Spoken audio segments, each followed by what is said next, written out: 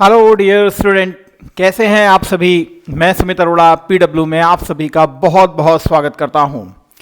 Dear student, आपको मालूम है कि हमारी सीरीज जो जा रही है इस समय वो हिस्ट्री को लेकर के जा रही है। फिलहाल आज मैं आपसे मॉडर्न हिस्ट्री का पार्ट 1 डिस्कस करने आया हूं। दिमाग में रखिएगा, ये एक ऐसी सीरीज है जो कि थ्योरी वाइज आपके साथ मैं डिस्कस करूंगा, लेकिन ये अपने आप में अंतिम सीरीज होगी आपके पेपर के रिगार्डिंग, क्योंकि बहुत सारा इसमें मॉडिफिकेशन किया गया है। मैं बहुत ही इलाबरेटेड मैनर में आपके साथ यहां पर डिस्कस करूंगा मॉडर्न हिस्ट्री को, ताकि किसी भी प्रकार से कोई भी क्वेश्चन आपकी रडार से बाहर ना निकल पाए। बहुत सारे सोर्सेस को मैंने इसमें यूज किया है और बहुत सारे प्रीलिम्स के पॉइंट ऑफ व्यू से भी मैंने इसमें चीजों को जोड़ा है।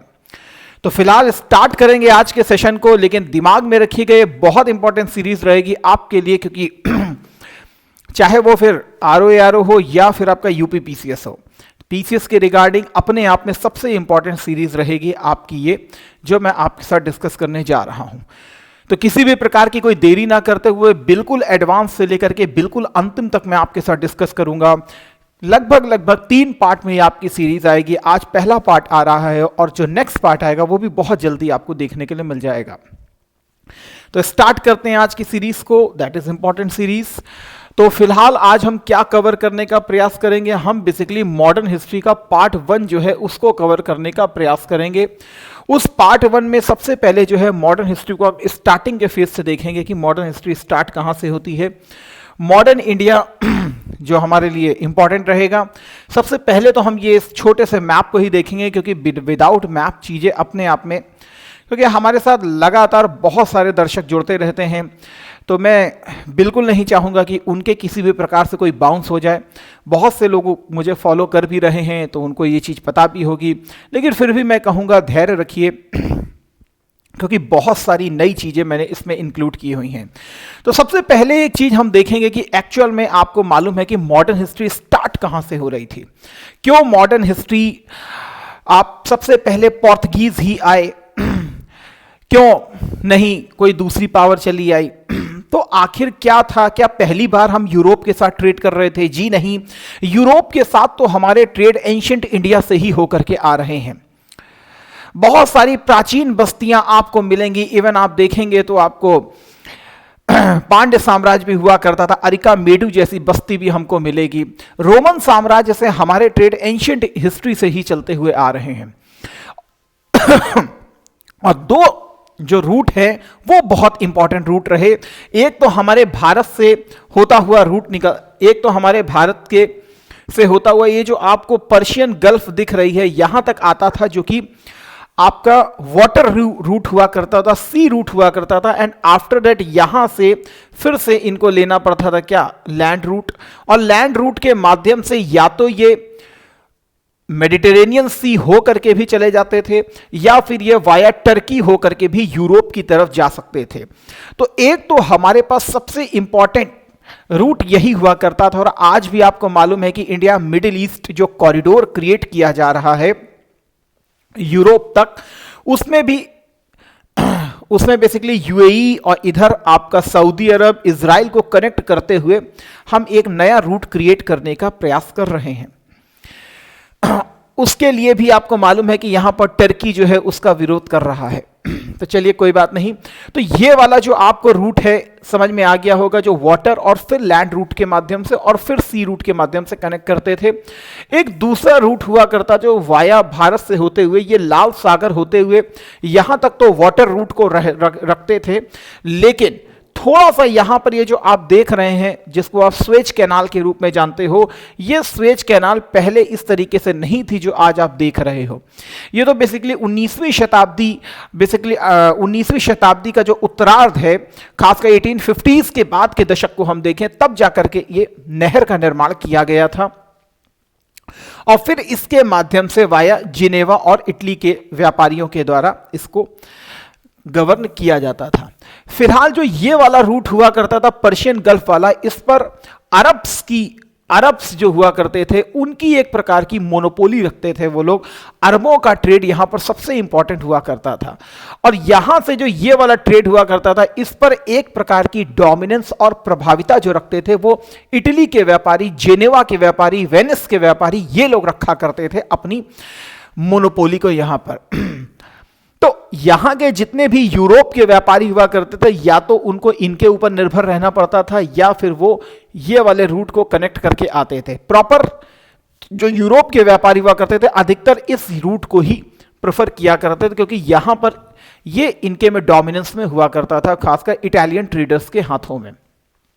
लेकिन 1453 का दशक था जब ये आप देख रहे हैं तो टर्की का इलाका है। टर्की का लगभग मोर देन 90% भाग वो एशिया में आता है और लगभग 5%, 6% भाग देखेंगे वो जाता है आपका यूरोप का पार्ट बनता है। यहां के अगर पार्ट को देखें तो लगभग 1453 में फॉल ऑफ कॉन्स्टेंटिनोपल होगा। फॉल ऑफ कॉन्स्टेंटिनोपल बोले तो कुस्तुनतुनिया का पतन हो जाएगा। ये कुस्तुनतुनिया का इलाका है, इस्तांबुल ये सारे इलाके आप देख रहे हैं, ये कुस्तुनतुनिया का इलाका है जो कि तुर्की का ही पार्ट है पूरी तरीके से। तो इसका क्या हो जाएगा, यहां पर जो ऑटोमन टर्क्स हैं वो कब्जा कर लेंगे और इस रूट को ब्लॉक कर देंगे, इस रूट को ब्लॉक कर देंगे। तो अब ये जो यूरोप के व्यापारी हैं ये इस रूट से भारत और चाइना के साथ कनेक्ट नहीं हो पाएंगे। तो अब केवल और केवल अरब की मोनोपोली हो जाएगी, एकाधिकार हो जाएगा व्यापार भारत के साथ करने के लिए। दूसरी तरफ आप कहेंगे कि सर ये वाला तो अभी ट्रू रूट खुला हुआ है, लेकिन यहां पर इनकी एक प्रकार की प्रभाविता है जो कि अपने आप में एक बहुत बड़ा चैलेंजिंग टास्क है। इसीलिए ऑटोमेटिकली अब जो ये आपको दिखाई पड़ रहा है खासकर स्पेन और पुर्तगाल, सबसे पहले जो है इन्हीं के द्वारा इनिशिएटिव लिया गया और इन्हीं के इनिशिएटिव के कारण इन सी रूट्स को डेवलप करने का प्रयास किया जाएगा। तो थोड़ा सा हम लोग आगे देखेंगे। जैसे आप यहां देख रहे हो लिखा भी है दिस वन इज ऑटोमन सल्तनत। तो ये जो ऑटोमन सल्तनत आपको दिखाई पड़ रही है तो ये आपको this one is Ottoman empire. तो यही आपका तुर्की का इलाका है। तो ये तुर्की के इलाके को इसने क्या कर दिया, ब्लॉक कर दिया। और ये जो आपका है ये वाला इलाका, इसके पास मोनोपोली किसके पास है, ये इटली के पास है, खासकर इस व्यापार के साथ डेवलप करने के लिए। तो यूरोप के जो व्यापारी हैं उनके लिए पहले भी ये मार्ग ठीक नहीं हुआ करता था क्योंकि यहां पर डोमिनेंस इनकी हुआ करती थी। अब ये वाला व्यापारिक नेटवर्क जो है वो भी उनका टूट चुका था, लेकिन भारत के साथ व्यापार करना उनके लिए बहुत आवश्यकता पूर्ण डिमांड हुआ करती थी। भारत उस समय में भी सबसे बड़ा एक्सपोर्टर हुआ करता था और ये सबसे ज्यादा इंपोर्टर हुआ करते थे कौन, यूरोप, भारत से।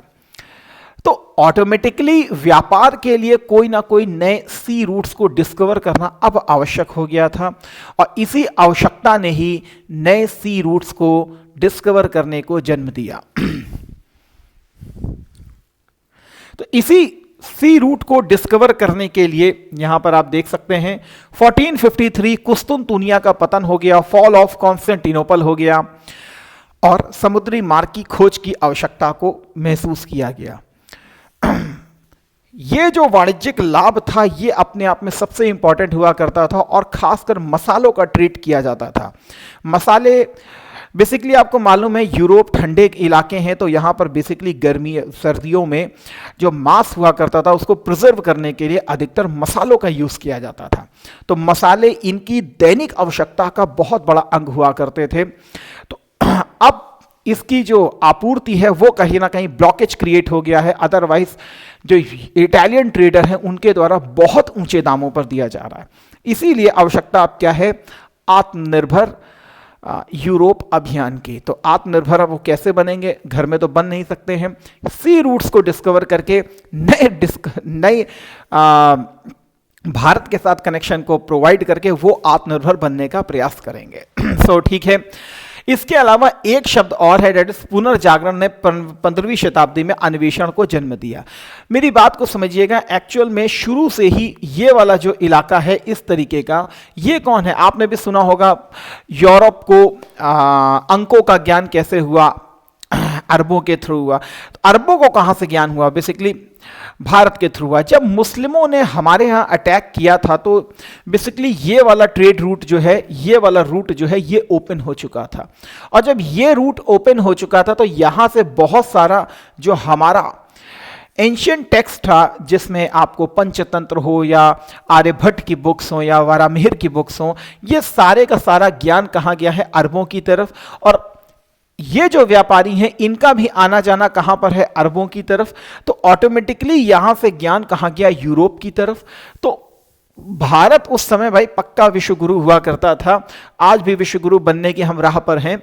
तो लेकिन यहां से ज्ञान गया और यहां से ज्ञान यूरोप की तरफ गया। लेकिन जब 1453 में ऑटोमन टर्क्स ने इस इलाके को कब्जा कर लिया तो सबसे बड़ी मुसीबत हमारे लिए क्या पड़ी थी कि ऑटोमन टर्क्स जो थे वो एक बारबरस प्रजाति के रूप में हमको दिखाई पड़ते हैं, वो एक बारबरस असभ्य के रूप में हमको दिखाई पड़ते हैं। इसीलिए उन्होंने विद्वानों को मारना चालू किया, विद्वानों ने उनके राज से भागना चालू किया, सी रूट इन ट्रेड रूट्स को ब्लॉक किया गया। तो व्यापारी जो था, व्यापारी भी वापस भागा और साथ में इधर से आपका भागा कौन? क्या कहते हैं? विद्वान भी। विद्वान अपने साथ किताबें लेकर के गया कहाँ? यूरोप में। और यही यूरोपियन यही किताबें जो हैं यूरोप में जाकर के लोगों की चेतना को प्रोत्साहित करेगी और यही चेतना जो है यूरोप को पुनर्जागरण के दौर में ले आई। क्योंकि उस समय चर्च का प्रभुत्व हुआ करता था और चर्च जो कहता था वही मान लिया जाता था। चर्च कहता था दिन में रात होती है, दिन में चंदा मामा निकलता है और रात में सूरज निकलता है। तो आदमी यही मान के चलता था, दिन में चंदा मामा निकलता था, रात में सूरज निकलता था। और अगर इसका कोई विरोध कर देता था तो उसके लिए पनिशमेंट बहुत जो हुआ करती वो बहुत ही हार्श हुआ करती थी। इसीलिए जब यहाँ के विद्वान वहाँ गए तो इन्होंने फिर दिशा जो एस्ट्रोफिजिक्स है या जो आपका क्या कहते हैं उन सब के थ्रू दिखाने का प्रयास किया कि देखिए जो क्या कहते हैं अरे भाई एस्ट्रोफिजिक्स है, एस्ट्रोलॉजी है, इसके बारे में उन्होंने दिखाने का प्रयास किया। गणितीय सिद्धांतों के द्वारा इस चीज़ों को रिफ्लेक्ट करने का प्रयास किया। हर जगह पुनर्जागरण देखा गया, चाहे वो साहित्य के क्षेत्र में हो, चाहे वो कला के क्षेत्र में हो, चाहे वो साइंस के क्षेत्र में हो, हर जगह हमने इस चीज़ को देखने का यहाँ पर प्रयास किया था। तो यहाँ पर पुनर्जागरण के चिंतकों ने साहसिक खोजों को भी प्रोत्साहित किया, एक प्रकार के एडवेंचरस डिस्कवरीज को भी प्रमोट किया, ह्यूमन रैशनैलिटी को प्रमोट किया, ह्यूमन लॉजिकल थिंकिंग को प्रमोट किया। और इसी रैशनैलिटी, इसी प्रकार सामुद्रिक खोजों को, इसी प्रकार साहसिक मनोभावों को जो इन्होंने प्रोत्साहित किया है, उसी के थ्रू व्यापारियों को भी प्रोत्साहन मिला कि हम नए नए सी रूट्स को डिस्कवर किया जाए। और इसमें जो पहल सबसे पहले की गई थी वो पुर्तगाल और स्पेन के द्वारा की गई थी। पुर्तगाल और स्पेन के द्वारा की गई थी। सबसे पहले कौन आया था पहले हम ये देख लेंगे। देखिए, this one is a coming of Europeans. Portuguese सबसे पहले आएंगे 1498 में, फिर इंग्लिश, फिर डच, फिर डेन्स, फिर फ्रेंच। देखिए, कंपनी की अगर मैं स्थापना की बात करूं, तो कंपनी जो है अंग्रेजों की 1599 में ही एस्टैब्लिश हो जाएगी और फाइनली वो लोग जो है 1608 में हमारे यहां पर आएंगे। इस चीज को दिमाग में रखिएगा। ये बेसिकली कंपनी के एस्टैब्लिशमेंट की तरफ हमको दिखाई पड़ रहा है। इस चीज को दिमाग में रखिएगा। पुर्तगाल जो कंपनीज है, स्थापना जो होगी पुर्तगालियों की कंपनी की सबसे पहले स्थापना होगी। नंबर 2 पर कंपनी की जो स्थापना होगी वो इंग्लिश की स्थापना होगी। नंबर 3 पर डचों की स्थापना होगी। नंबर 4 और नंबर 5 पे डेन और फ्रेंच होंगे। लेकिन भारत में जो आएंगे वो सबसे पहले पोर्तुगीज आएंगे। नंबर 2 पर फिर जो है आपके डच आ जाएंगे। नंबर 3 पर जो है आपके फैक्ट्री के उसको हम देखेंगे, अंग्रेजों को देखेंगे। नंबर 4 पर फिर डेन और नंबर 5 पर फिर हमको फ्रेंच दिखाई पड़ेंगे। ये कंपनीज हैं जो स्थापना हो रही है। कंपनीज की ओवरऑल 99 और 31 दिसंबर 1600 को फिर चार्टर जारी हो जाएगा, इसीलिए यहाँ पे इंग्लिश लिखा गया है। तो कंपनीज की स्थापना जो होगी वो बेसिकली पोर्तुगीज, फिर इंग्लिश कंपनी, फिर डच कंपनी, फिर डेन, फिर फ्रेंच। भारत कौन कौन आएगा पहले? पोर्तुगीज, फिर डच, फिर इंग्लिश, फिर डेन, फिर अपना फ्रेंच। तो आई थिंक सो आप इस चीज को समझ गए होगे। This one is a very very important, ठीक है, तो प्लीज इसको दिमाग में रखिएगा। तो देख चुके हैं हम लोग ये चीज, ठीक है, तो थोड़ा सा आगे चलते हैं। अब यहां पर वही चीज है जो मैंने आपको पहले भी बताया कि एक्चुअल में पहले इटली सब कुछ ले गया, अब टर्क सब कुछ ले गए। ये दोनों बातें कौन कर रहे हैं? बेसिकली पुर्तगाली जो उस समय किंग है, जिसका नाम क्या है, that is Henry the navigator. नाम क्या है? Henry the navigator. और इधर आपका स्पेनिश किंग है। तो दोनों ने कहा भाई चलो यार हम सब पीते हैं, कुछ तूफानी करते हैं, तो देखते हैं फाइंडिंग न्यू सी रूट। पहले इटली सब कुछ ले गया, अब ये टर्क सब कुछ ले गए, तो अब हमारे हाथ में क्या बढ़ा? कुछ नहीं। सो नए सी रूट्स की डिस्कवरी को यहीं से स्टार्ट किया गया। और स्पेन का निवासी कोलंबस भारत की खोज करने के क्रम में 1494 में पहुंच गया। कहां? बहामास द्वीप, और उसने नॉर्थ अमेरिका की खोज कर दी। तो 1494 में कोलंबस जो है वो बेसिकली कहां पहुंच गया था? बहामास, और उसने अमेरिका की खोज की। यहां पर आने के बाद, बहामास पर आने के बाद ही उसने कहा भाई यही इंडिया है।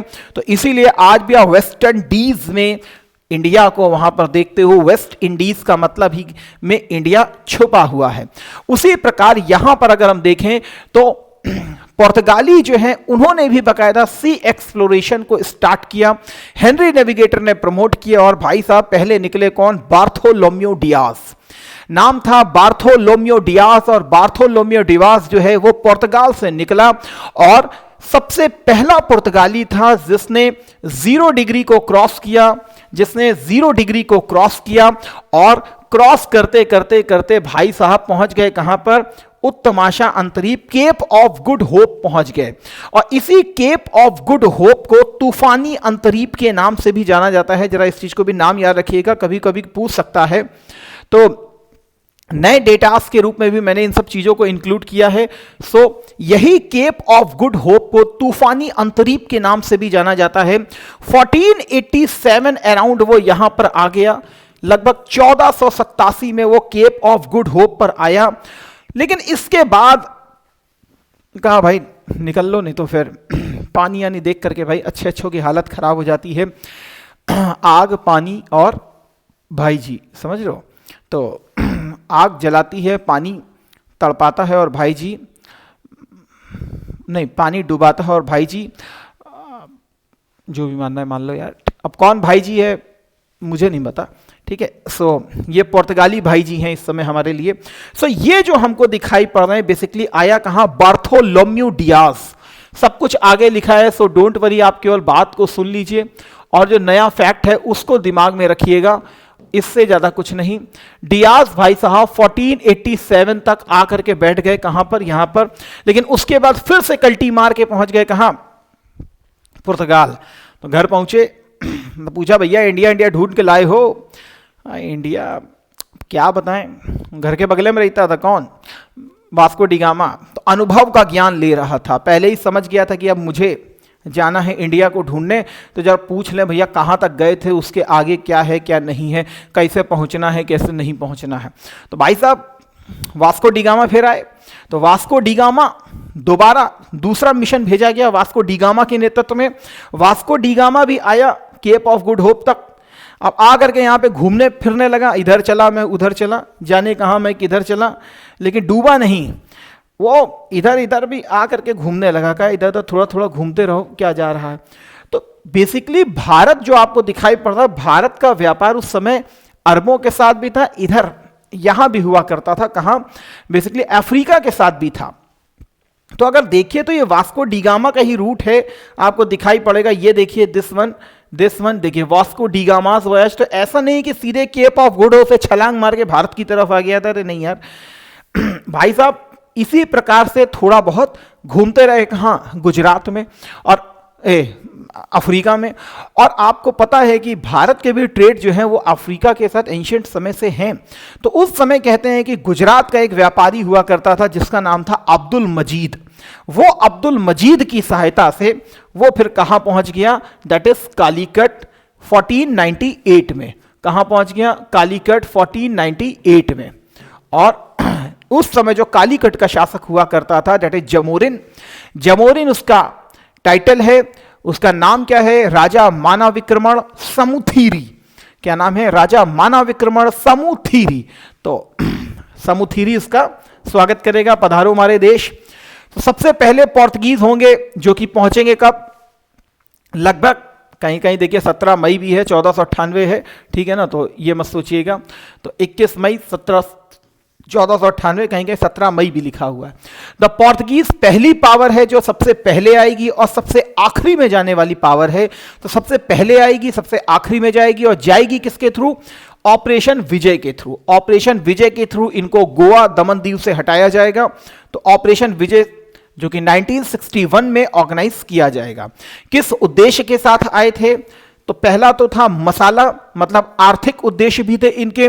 दूसरा था धार्मिक उद्देश्य। देखिए, एक होती है हार्ड पॉलिसी, एक होती है सॉफ्ट पॉलिसी।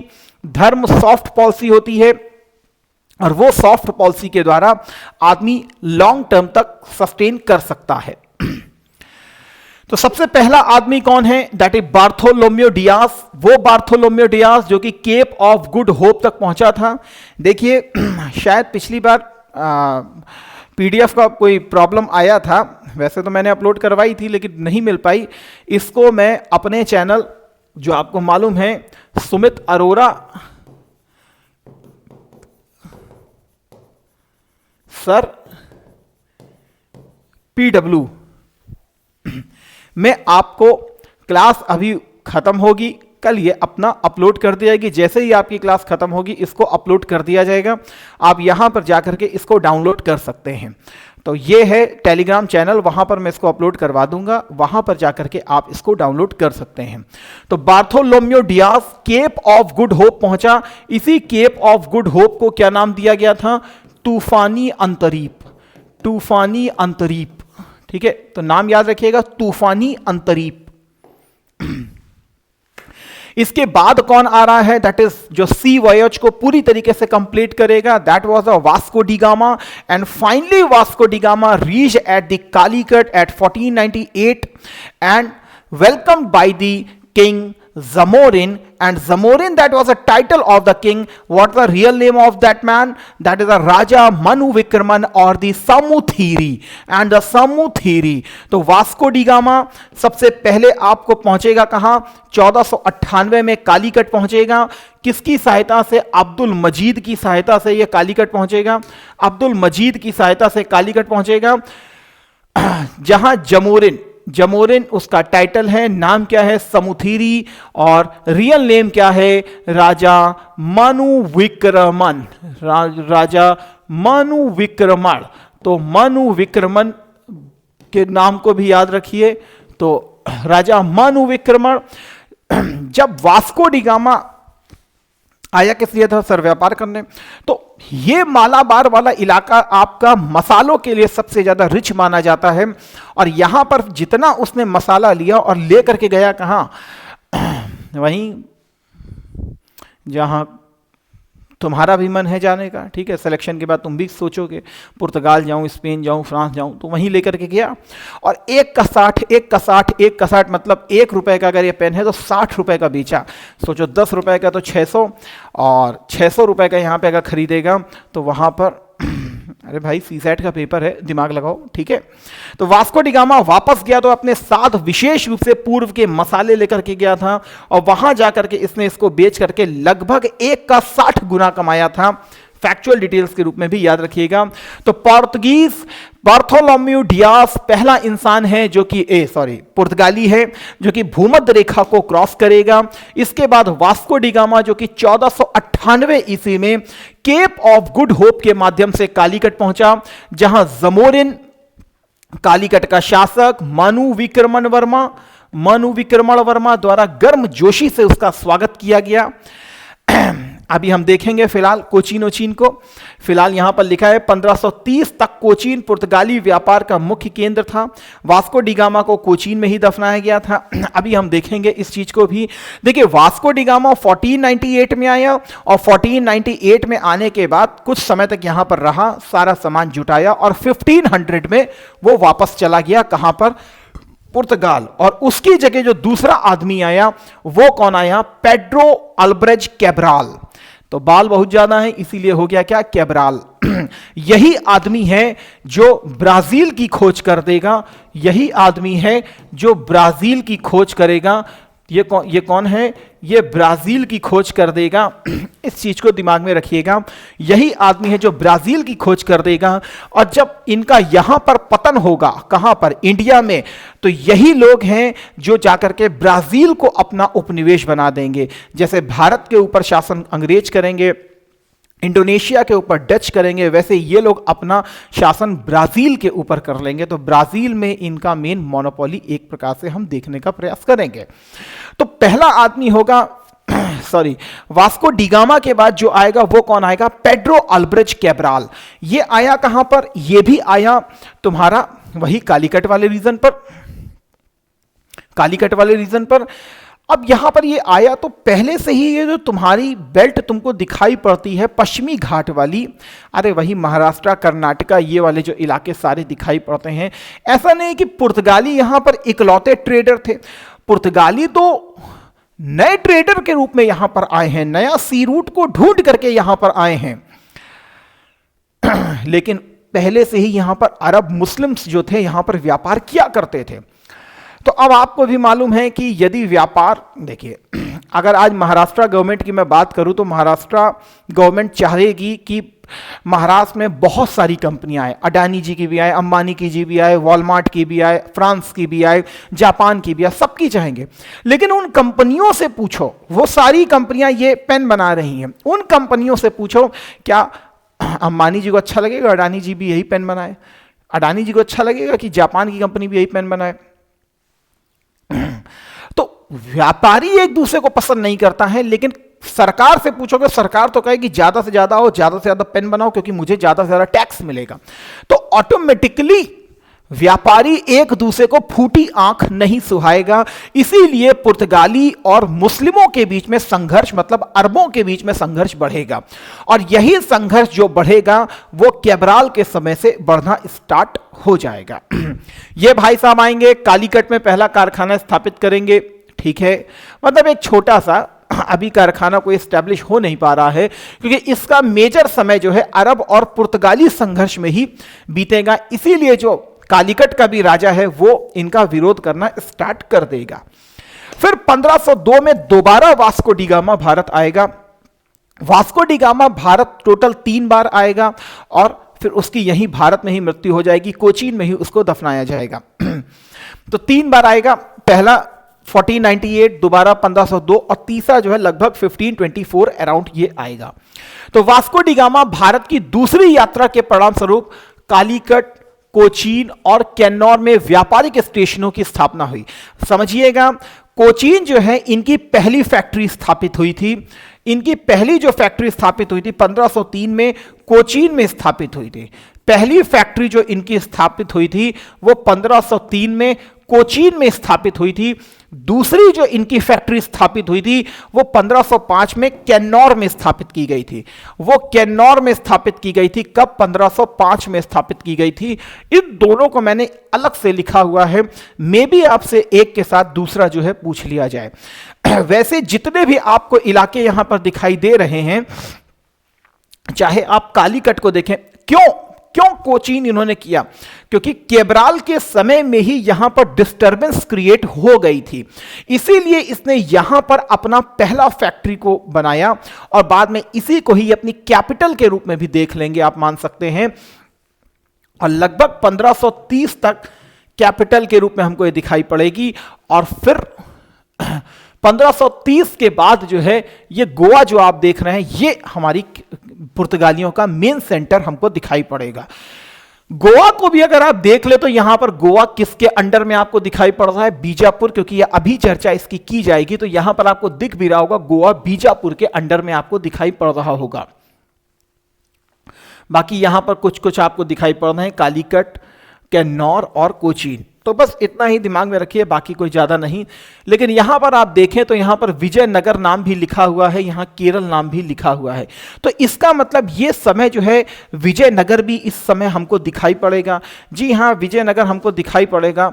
आपको भी मालूम है कि विजयनगरा जो है वो राजा कृष्णदेव राय जो है लगभग 1509 के आसपास हमको दिखाई देना स्टार्ट हो जाएगा। तो वैसे भी इनके भी जो पुर्तगालियों के संबंध हैं वो विजयनगरा के साथ अच्छे रहेंगे। क्यों? क्योंकि विजयनगरा हिंदू एम्पायर है और बीजापुर एक मुस्लिम एम्पायर के रूप में हमको दिखाई पड़ेगा।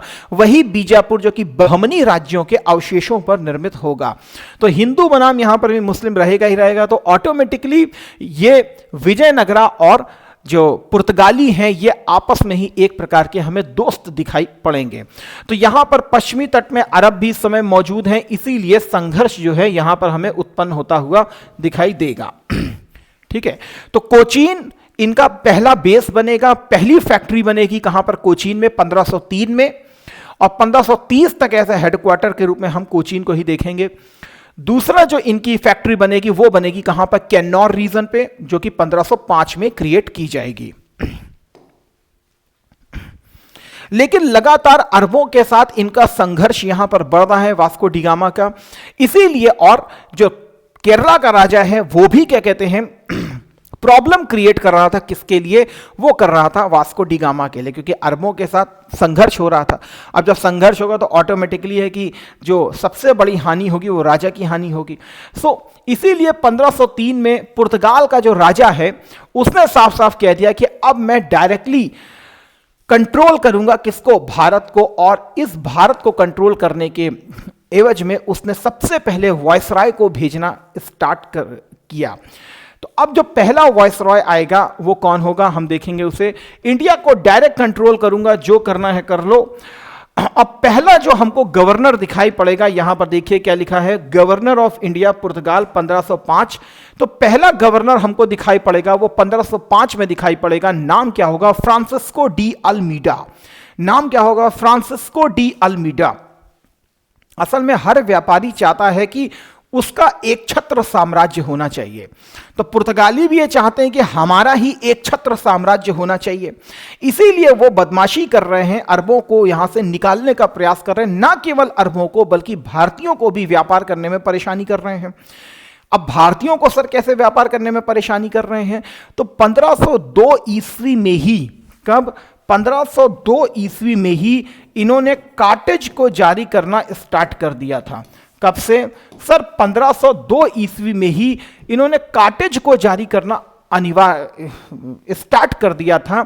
यह कार्टेज क्या था? एक प्रकार का गुंडा टैक्स था। सीधी सी बात है, मुगल्स जो हैं उनके भी नाव चला करती थी।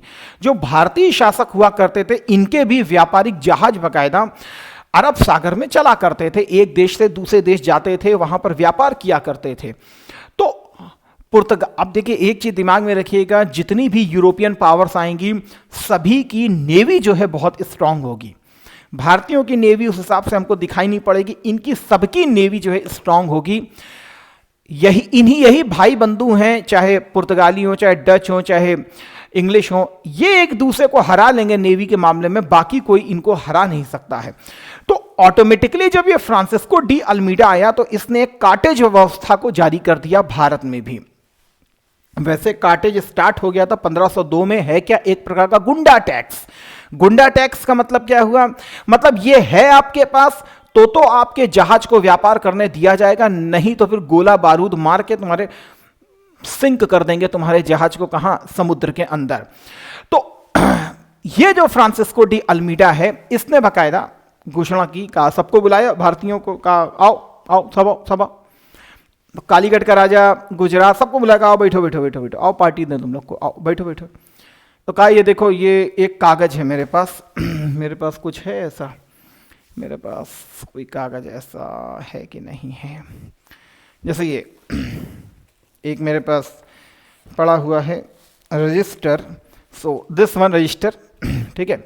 सो ये रजिस्टर है मेरे हाथ में। तो ये ऊपर जो देख रहा, मान लिया ये कोई पास है, ठीक है ना, मान लिया ये कोई एक पास है, अंकुर की टू ऑल सक्सेस। तो एक की टू ऑल सक्सेस वाला पास है भाई, ये वाला पास तुम लोग रखो और सक्सेस प्राप्त कर लोगे। तो यदि ये तुम्हारे पास है तो तुम फिर पीसीएस जो है क्वालिफाई कर लोगे। तो और ये पास एक्सक्लूसिव मेरे पास है, तो मुझसे आकर के ले लेना, ठीक है। और ये पास मैं मुंह मांगे दामों पे देता हूँ, ठीक है, तो चाहिए हो तो ले लेना, मैं देने के लिए तैयार हूँ। यहाँ पर देखो साफ साफ लिखा भी है फ्यूचर फिट, तो फ्यूचर जो है तुम्हारा फिट हो जाएगा पूरी तरीके से। और टू एडवांस एडिट लर्निंग की टू ऑल सक्सेस, एक बार ले लिया हमेशा के लिए तय हो गई। लेकिन दूंगा तो मैं समझ रहे हो ना बात को। हाँ, तो गुंडा टैक्स है ये, मेरी मर्जी है, मैं दूं या ना दूं किसी को, ठीक है। तो ऐसा ही इनके पास भी गुंडा टैक्स है, वो है कॉटेज। तो अब तुम्हारे मन में कृष्णा कॉटेज पिक्चर आ रही होगी, वो कॉटेज नहीं यार, ये कृष्णा कॉटेज वाला, सॉरी कॉटेज वाला, not Krishna cottage, this one the cottage. तो बस इन्होंने भारतीयों को बुलाया, आओ का भैया ऐसा है कि तुम लोग को यदि अरब सागर में व्यापार करना है, अरबों तुम लोग भी सुन लो बेटा, इधर आओ, तुम लोग भी आओ, अरबों इधर आओ बेटा, तुम लोग को अगर व्यापार करना है तो देखो ये है फ्यूचर फिट वाला पास, ये ले लेना, और ये महीने का 500 रुपये लूँगा, ये रखो अपने पास, आराम से करो व्यापार। यदि ये तुम्हारे पास नहीं हुआ तो फिर का तो नहीं होगा तो क्या कर लोगे? क्या कुछ नहीं करेंगे, तुम्हारे जहाज को नीचे गिरा देंगे। कहता इसी ऐसे ही गिरा दोगे तुम?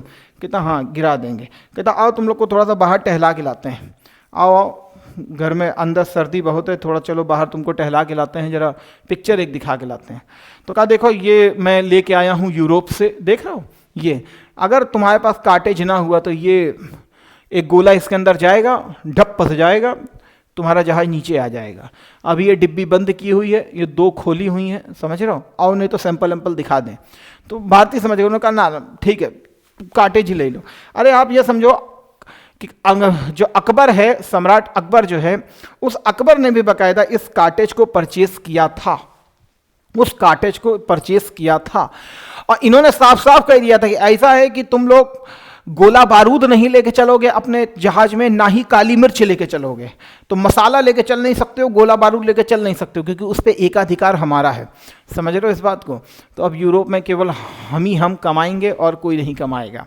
तो बस पुर्तगाली हितों की रक्षा करने के लिए राजा द्वारा नियुक्त पहले गवर्नर ने नीले पानी की नीति जारी की, और इसी ने अब कॉटेज व्यवस्था है क्या, उसी में इसने क्या कहा, ब्लू वाटर पॉलिसी, ये नीला पानी हमारा है, यदि इसको तुम्हें करना है तो तुम्हें कॉटेज लेना पड़ेगा, लेकिन प्रतिबंधित सामानों को तुम आयात निर्यात नहीं कर सकते हो, प्रतिबंधित सामानों का तुम व्यापार नहीं कर सकते हो।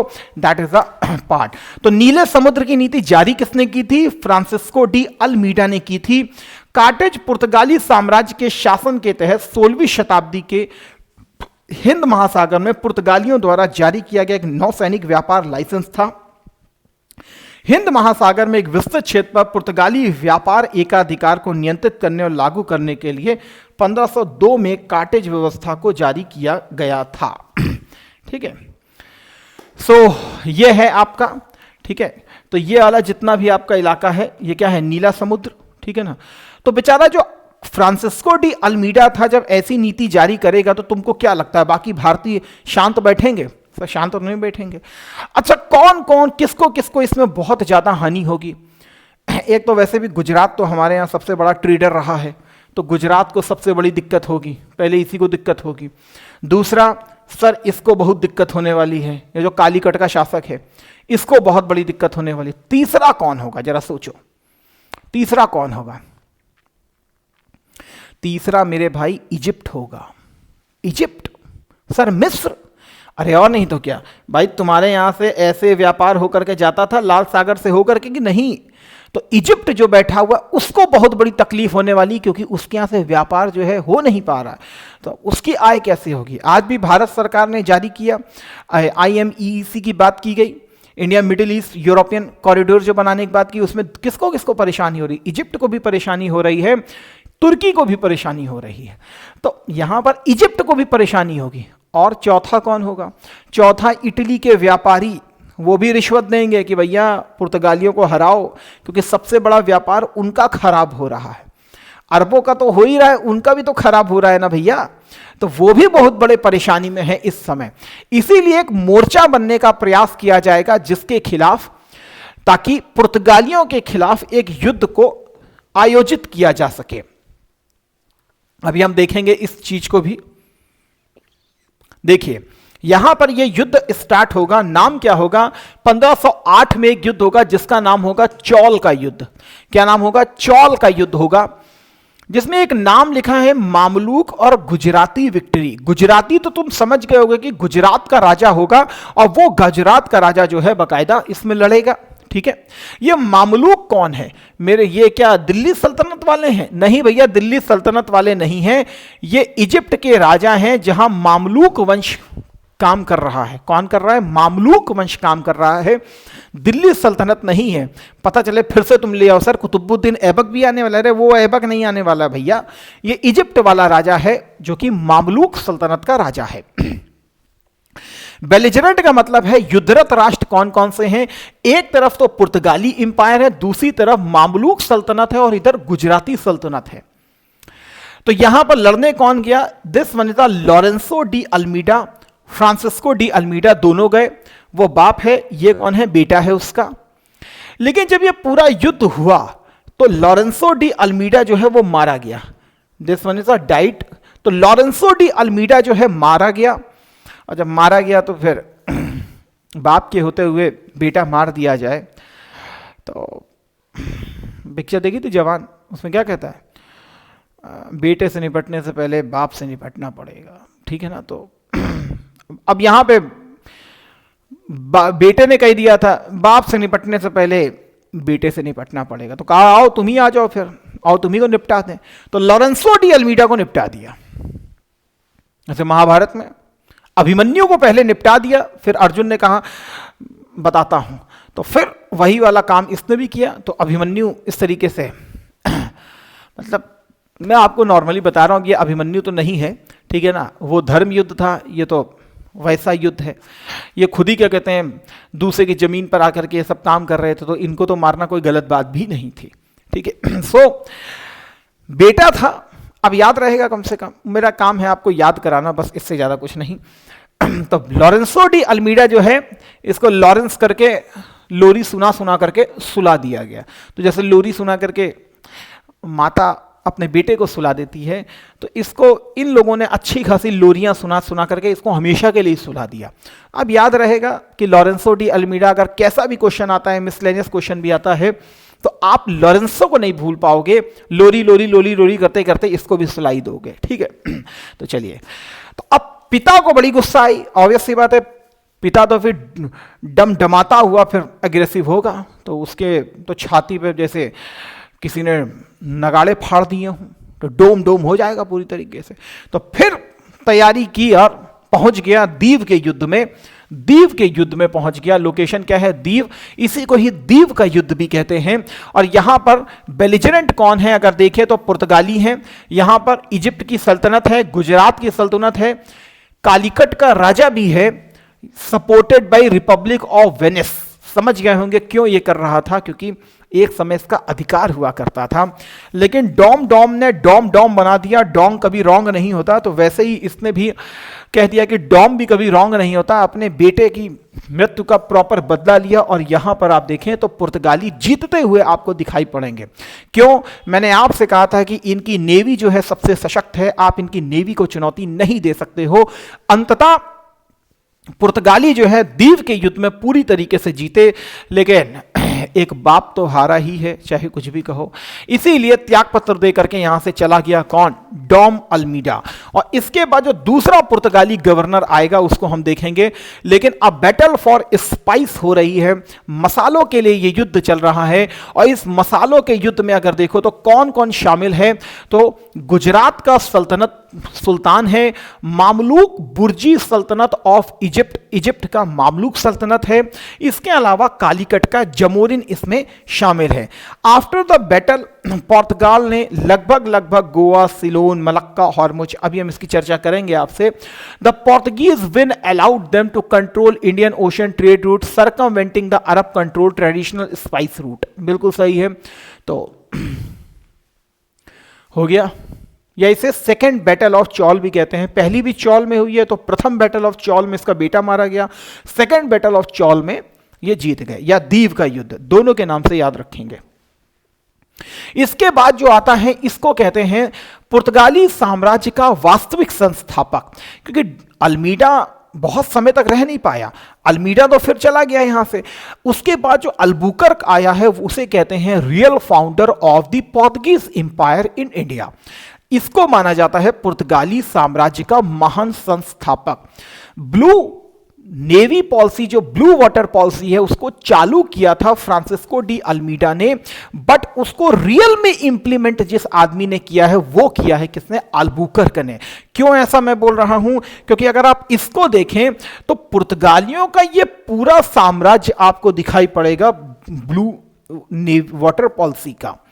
जबकि देखिए हॉर्मुज को ये लगभग 1515 में ये कैप्चर कर लेंगे, तो ऑटोमेटिकली यहां से ये रूट जो है कट जाएगा पूरी तरीके से, या पूरी तरीके से अधिकार में आ जाएगा किसके? पुर्तगालियों के। उसी प्रकार 1511 में ये अल्बुकर्क इस लाइन को भी कट करेगा और इस इलाके को भी पूरी तरीके से कैप्चर कर लेगा। तो अब ये पूरे का पूरा जो इलाका आपको दिखाई पड़ेगा, ये पूरे का पूरा इलाका किसने कैप्चर किया है? बेसिकली फ्रांसिस्को डी अल्बुकर्क ने। हॉर्मुज से लेकर के मलक्का तक के क्षेत्र को ये पूरी तरीके से कब्जा कर लेगा और रियल में क्या कहते हैं? ब्लू वाटर नेवी पॉलिसी हमको दिखाई पड़ेगी। अल्बुकर्क सबसे महान पुर्तगाली वायसराय था और इसकी क्या इंपॉर्टेंस था? 1510 ईस्वी में इसने बीजापुर, ये 1510 यहां पर लिखा भी है, बीजापुर जो है आपका, यहां पर इस समय यूसुफ आदिल शाह का साम्राज्य है। आदिल शाही वंश, आदिल शाही वंश हमको यहां पर दिखाई देता है। तो यूसुफ आदिल शाह से ये प्रॉपरली छीन लेता है क्या? गोवा। गोवा यहीं से छीन लिया जाएगा। 1510 में अल्बुकर्क की विजय जो होगी गोवा की, ये सबसे इंपॉर्टेंट और सबसे महान विजय होगी अल्बुकर्क की। तो 1510 में बीजापुर के सुल्तान से गोवा पर उसने विजय प्राप्त कर ली थी। और फारस की खाड़ी को अगर हम देखें तो 1515 में हॉर्मुज को इसने जीत लिया और पूर्व में मलेशिया पर विजय प्राप्त की गई। 1511 में मलक्का की खाड़ी पर भी इसने पूरी तरीके से कंट्रोल कर लिया था।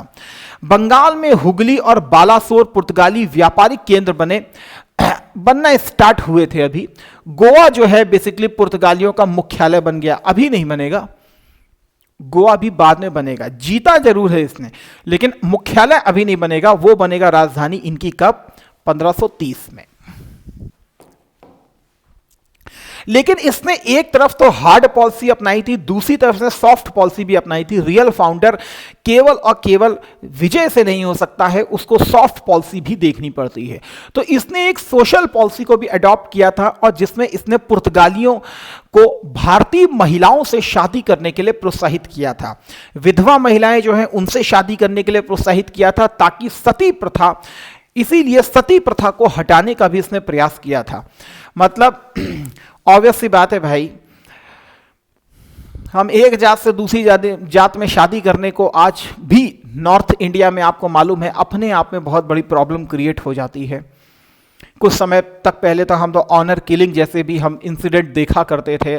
थैंक्स टू सुप्रीम कोर्ट जो अब ऐसी चीज़ें हमको दिखाई नहीं पड़ रही हैं, लेकिन फिर भी अभी भी बहुत प्रॉब्लमेटिक होती है। और उस समय का समाज कितना रिजिड होगा आप ये सोचिए। और उस समय जा करके भाई साहब सती प्रथा को बैन करवा रहे हैं तो कैसे हो सकता है। और ऊपर से ऑब्जेक्ट क्या है? भारतीय महिलाओं से शादी करके ग्रीन कार्ड ले लेना भारत में रहने का। तो भारतीय इनको ग्रीन कार्ड ऐसे तो दे नहीं देंगे। आप हमारे धार्मिक प्रथाओं में इस तरीके से सोशल पॉलिसीज में अगर हस्तक्षेप करोगे तो हालत खराब हो जाएगी। अरे आप मंगल पांडे को देखो, मंगल पांडे में भी आपको दिखाई पड़ जाएगा कि आमिर खान खुद अपने अंग्रेज अफसर को चेताता है कि मत करो, आमिषा पटेल को हो जाने दो सती, हो जाने दो सती। वो कहता ना भाई कैसी बात कर रहे हो यार, हटो उधर। तो आप देखिए उस समय की ये मेंटेलिटी थी, आपको वो चीज तक दिखाई पड़ जाएगी वहां पर। सो ये अपने आप में बहुत बड़ा प्रॉब्लमेटिक है, तो हटाने की बात तो आप कर ही नहीं सकते हो। तो ऑब्वियस सी बात है कि समाज में एक प्रकार का रोष दिखाई पड़ेगा हमें इनके खिलाफ। अब इसके बाद जो हम बात करते हैं, जो सबसे इंपॉर्टेंट शासक आएगा, that is Nuno da Cunha. Nuno da Cunha के समय में गोवा जो है वो कैपिटल बन जाएगी 1530 में। 1530 में गोवा जो है वो कैपिटल बन जाएगी और जो उत्तरी जो पूर्वी क्षेत्र है वहां पर हुगली जो है ऐसा इनका हेडक्वार्टर बनेगा, ऐसा हुगली जो है इनका हेडक्वार्टर बनेगा किसके समय में? नूना दी कुन्हा के समय में। देखिए ये जो समय है 1530, आपको मालूम है हुमायूं जो है सत्ता में आने वाला है, क्योंकि आपको मालूम है 1526 में पानीपत का युद्ध होता है, 1530 तक बाबर यहां पर रहेगा, 1530 में उसकी मृत्यु हो जाएगी, उसके बाद हुमायूं आएगा। हुमायूं के दो शत्रु रहेंगे, पूर्व की तरफ शेरशाह रहेगा, पश्चिम की तरफ बहादुर शाह रहेगा जो कि गुजरात का शासक है। वो गुजरात का शासक हुमायूं के लिए, हुमायूं से लड़ने के लिए पुर्तगालियों की भी सहायता लेगा और पुर्तगालियों को बदले में वो दीव का क्षेत्र देने का वादा करेगा। इसीलिए नूना दी कुन्हा बहादुर शाह की सहायता करेगा हुमायूं के खिलाफ, लेकिन बाद में जब 1536 में चला जाएगा आपका हुमायूं, बहादुर शाह दीव देने से इनकार कर देगा, किसको? पुर्तगालियों को। और यही सबसे बड़ा कारण बनेगा दीव को लेकर के बहादुर शाह गुजरात से युद्ध का। तो यहां पर मैंने आपके सामने लिखा है 1530 में कोचीन से गोवा स्थानांतरित कर दी गई राजधानी और गोवा भारत में पुर्तगालियों की राजधानी बन गया। इन्हीं के शासनकाल में दीव और बसीन गुजरात के राजा बहादुर शाह से पुर्तगाली कब्जे में आ गए थे। दीव इंपॉर्टेंट है क्योंकि दीव का युद्ध हुआ था, तो आपको लगेगा कि 1509 में ही यह हमारा पार्ट हो गया था। जी नहीं, 1535 में दीव हमारा पार्ट मतलब पुर्तगालियों का पार्ट हो गया था। और उसी क्रम में यह आपको नावों का युद्ध दिखाई पड़ रहा है, तो बहादुर शाह की इसी नावों के युद्ध में ही एक्सीडेंटल मौत हो गई थी। किसमें? वो समुद्र में डूब करके मर गया था। कौन? बहादुर शाह। ये जा रहा है समुद्र में, ठीक है, मान लो यही बहादुर शाह है, तो समुद्र में डूब करके मर गया था। कौन? बहादुर शाह। पुर्तगाली राज्य को अगर मैं आपके सामने देखूं तो जो पूर्वी क्षेत्र में अगर हम देखें तो मैंने कुछ कट करके लगाया है, ज्यादा नहीं। हुगली एक इनका प्रोमिनेंट इलाका है जो कि पूरे पूर्वी क्षेत्र का हेडक्वार्टर बनेगा। इसके अलावा सेंट थॉम को भी याद रखिएगा, सेंट थॉम ये भी इनका पार्ट है। नागापट्टनम भी इन्हीं का ही पार्ट है। बाद में ये पार्ट जो है आपके लगभग हुगली जो है 1632 तक इनके अधिकार में रहेगा और शाहजहां के पीरियड में यह 1632 में खदेड़ दिया जाएगा। किसको? पुर्तगालियों को। पुर्तगाली जो है केवल एक व्यापारी नहीं है, डकैत और लुटेरों का भी काम किया करते थे, इसीलिए 1632 में इनको यहां से भगाया जाएगा। यह बहुत इंपॉर्टेंट साइट है क्योंकि सेंट थॉम का युद्ध सबसे पहला युद्ध होगा जिसके बारे में हम आपसे चर्चा करेंगे, जब एक छोटी सी पश्चिमी शक्ति जो है बड़े से बड़े भारतीय नवाब की शक्ति को परास्त करेगी। नागापट्टनम बहुत इंपॉर्टेंट इलाका होगा जो छीनेंगे इनसे। कौन? डच। तो नाम याद रखिएगा। इसी प्रकार गोवा 1510 में इनके कब्जे में गया, दमन 1559 में और दीव 1535 में। दमन इतना इंपॉर्टेंट नहीं है, लेकिन गोवा, दमन, दीव अल्टीमेटली 1961 में ऑपरेशन विजय के द्वारा इन क्षेत्रों से बाहर निकाला गया था। किसको? पुर्तगालियों को। इसी प्रकार कोचीन जो है इनकी पहली फैक्ट्री स्थापित की जाएगी। दूसरी फैक्ट्री जो है इनकी कैन्नौर में स्थापित की जाएगी 1505 में और कालीकट में इनका सबसे पहले आगमन होगा। लगभग गुजरात तक इनका पूरा राज्य फैला हुआ हमको दिखाई पड़ेगा। इसके बाद पुर्तगालियों के पतन की बात करें तो पुर्तगालियों के पतन को भी हम फेज मैनर में देखेंगे। फेज मैनर में विशेष रूप से देखें तो 1612 में हम जब चर्चा करेंगे अभी अंग्रेजों की, तब बात करेंगे कि 1612 में एक युद्ध होगा जिसको कहा जाएगा गुजरात में बैटल ऑफ स्वालेहोल। इस स्वालेहोल में अंग्रेज जो हैं वो पुर्तगालियों को यहां पर क्या कर देंगे? डिफीट कर देंगे। पुर्तगाली यहां पर क्या करेंगे? हारेंगे और अंग्रेज यहां पर जीतेंगे। तभी तो राइज ऑफ अंग्रेज आपको दिखाई पड़ेगा। उसी प्रकार यहां पर 24 जून 1632 को अगर आप देखें तो शाहजहां का जो गवर्नर हुआ करता था बंगाल में, कासिम खान, वो कासिम खान जो है इनके खिलाफ एक्शन लेगा और हुगली से इनको भगाएगा। कहां से भगाएगा? सर हुगली वाला जो इलाका है वहां से इनको भगाया जाएगा। क्यों? क्योंकि हुगली में ये न केवल व्यापार कर रहे होंगे बल्कि लूटमार का भी काम करना चालू कर देंगे, डकैती मारना भी चालू कर देंगे। इसी कारण एक प्रकार की अराजकता देखी जाएगी और फाइनली इनको हुगली से यहां से निकाला जाएगा। उसी प्रकार 1739 में हम देखें तो 1739 में हम देखें तो 1739 में जो मराठे हैं वो इनसे गोवा का जो क्षेत्र है, बसीन असीन का इलाका जो था, उसको छीन लेंगे मराठे। सालसेट और बसीन, ये सारे इलाके छीन लेंगे। बसीन को आप याद रखेंगे 1802 की जो बसीन की संधि हुई थी, जो कि सहायक संधि थी किसके साथ? सेकेंड एंग्लो मराठा वॉर के दौरान। तो बसीन वही इलाका है। अभी हम देखेंगे, आगे हमें दिखाई पड़ेगा।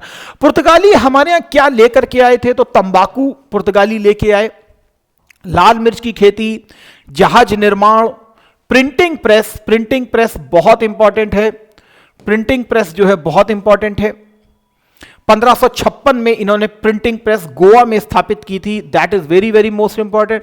अब यहीं से जब प्रिंटिंग प्रेस छपेगी तो ऑब्वियस सी बात है कि बुक और बाइबल की किताबें भी छपना स्टार्ट हो जाएंगी और धर्म को प्रमोट करना चालू कर दिया जाएगा। इसके अलावा इनकी जो स्टाइल है वो क्या है? Gothic style, Iberian style. तो ये आर्किटेक्चर हमको दिखाई पड़ेगा गोवा के संदर्भ में। गोवा में आप जाएंगे तो आइबेरियन स्टाइल, गोथिक स्टाइल आपको दिखाई पड़ेगी। Printing press, that is very very most important. Religious policy of the Portuguese हम देखें तो मुसलमानों के प्रति बहुत ज्यादा असहिष्णु रहे, इनटॉलरेंट रहे किसके प्रति? Towards the Muslims. Zeal to promote Christianity, इसी क्रिश्चियनिटी को प्रमोट करने के लिए ही एक ग्रीन कार्ड दिलवाना चाहता था कौन? अल्बुकर्क पुर्तगालियों को, ताकि वो भारतीय महिलाओं से विवाह करके उनको भी क्रिश्चियनिटी में कन्वर्ट करें। इसी प्रकार अगर आपको पता हो तो 1575 में ही अकबर ने भी इबादत खाने की स्थापना की थी और इबादत खाने में पुर्तगालियों को भी इनवाइट किया गया था। 1575 में फादर एक्वाविवा और मोंसेरात जो थे वो बकायदा अकबर के दरबार में गए थे। इसके अलावा 3 मिशन गए थे पुर्तगालियों के अकबर के दरबार में। वो चाहते थे कि अकबर जो है उसको कन्वर्ट कर दिया जाए, लेकिन अकबर कन्वर्ट हुआ नहीं। लेकिन जहांगीर के टाइम पीरियड में देखो तो जहांगीर को भी इन्होंने बहुत हद तक प्रभावित करने का प्रयास किया था। कहते हैं कि जहांगीर जब बैठता था तो पीछे उसके बकायदा ईसाई संतों की भी बकायदा तस्वीरें लगा करती थी। तो वो चाहते थे कि ईसाई में इनको कन्वर्ट कर लिया जाए, लेकिन एज सच हमने ऐसा कुछ देखा नहीं था। तो क्रिश्चियनिटी को फैलाना इनका बहुत ऑब्जेक्ट था और यही भारतीय समाज में असहिष्णुता इनके प्रति हमको दिखाई पड़ेगी। In spite of this intolerant behavior, Jesuits made a good impression at the court of Akbar. ठीक है, अकबर के दरबार में अच्छी छाप छोड़ी। एक्वाविवा और मोंसेरात जो है वो फतेहपुर सीकरी में इबादत खाने में गए भी थे। Father Jerome Xavier and Emmanuel Pinheiro were also sent to Fatehpur Sikri. Emmanuel Pinheiro वही आदमी है जो कि कैप्टन हॉकिंस को जहांगीर के दरबार में जाने से रोकने का पूरा प्रयास करेगा। कौन? इमैनुअल पिनहेरो।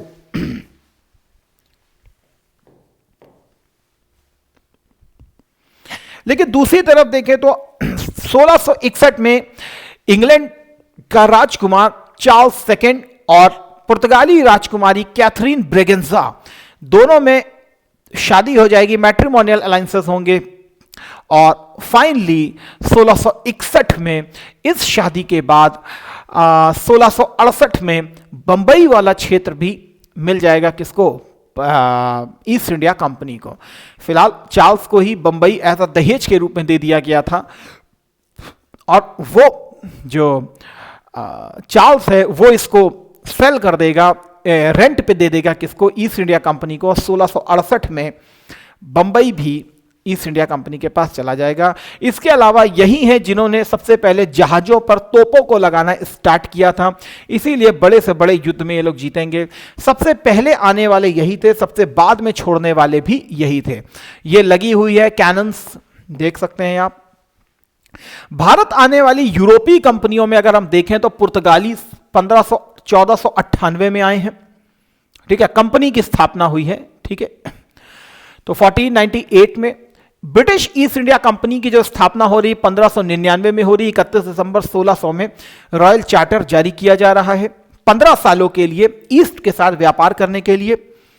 वेरिंगडे ओस्ट इंडिश कंपनी 1602 में, जो डचों की कंपनी हमको दिखाई पड़ेगी। डेन ईस्ट इंडिया कंपनी 1616 में आएगी और कंपनी देश इंडस ओरिएंटल्स वो हमें 1664 में दिखाई देगा। इसको प्लीज याद रखिएगा।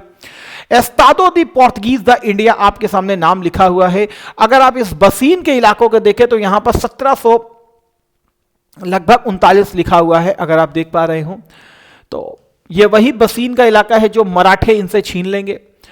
दीव का इलाका देखें, दमन का इलाका देखें तो यहां पर 1961 लिखा होगा। मैं ऊपर वाले में आपको दिखाता हूं जहां पर साफ थोड़ा सा दिखाई पड़ जाए आपको। हां, अगर दीव के इलाके को देखें तो 1961 लिखा हुआ है।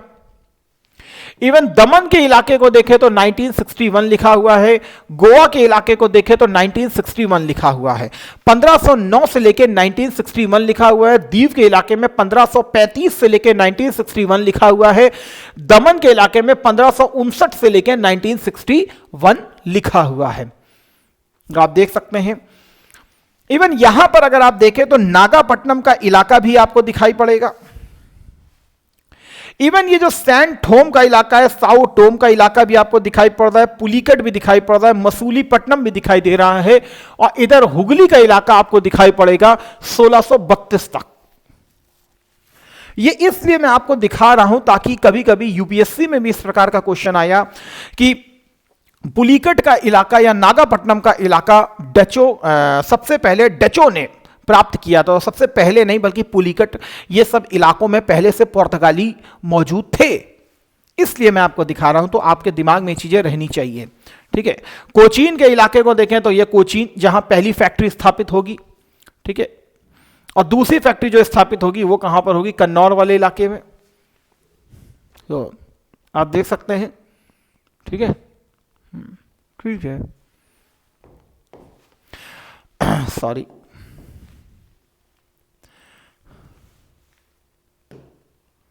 अब थोड़ा सा हम लोग चलेंगे डचों की तरफ। सबसे पहला जो डच यात्री था that is Cornelis de Hoffman. ये बेसिकली पहुंचा था कहां, सुमात्रा और बेंटम वाले इलाके में। सुमात्रा जो कि इंडोनेशिया का इलाका है, वहां पर पहुंचने वाला सबसे पहला आदमी था कॉर्नेलिस डी हॉफमैन। इनकी कंपनी का नाम क्या था, that is Vereenigde Oost Indische company.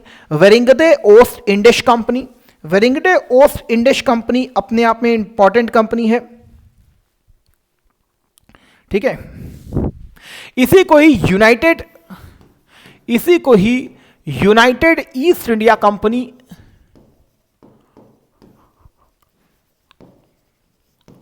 Of Netherland भी कहा जाता था।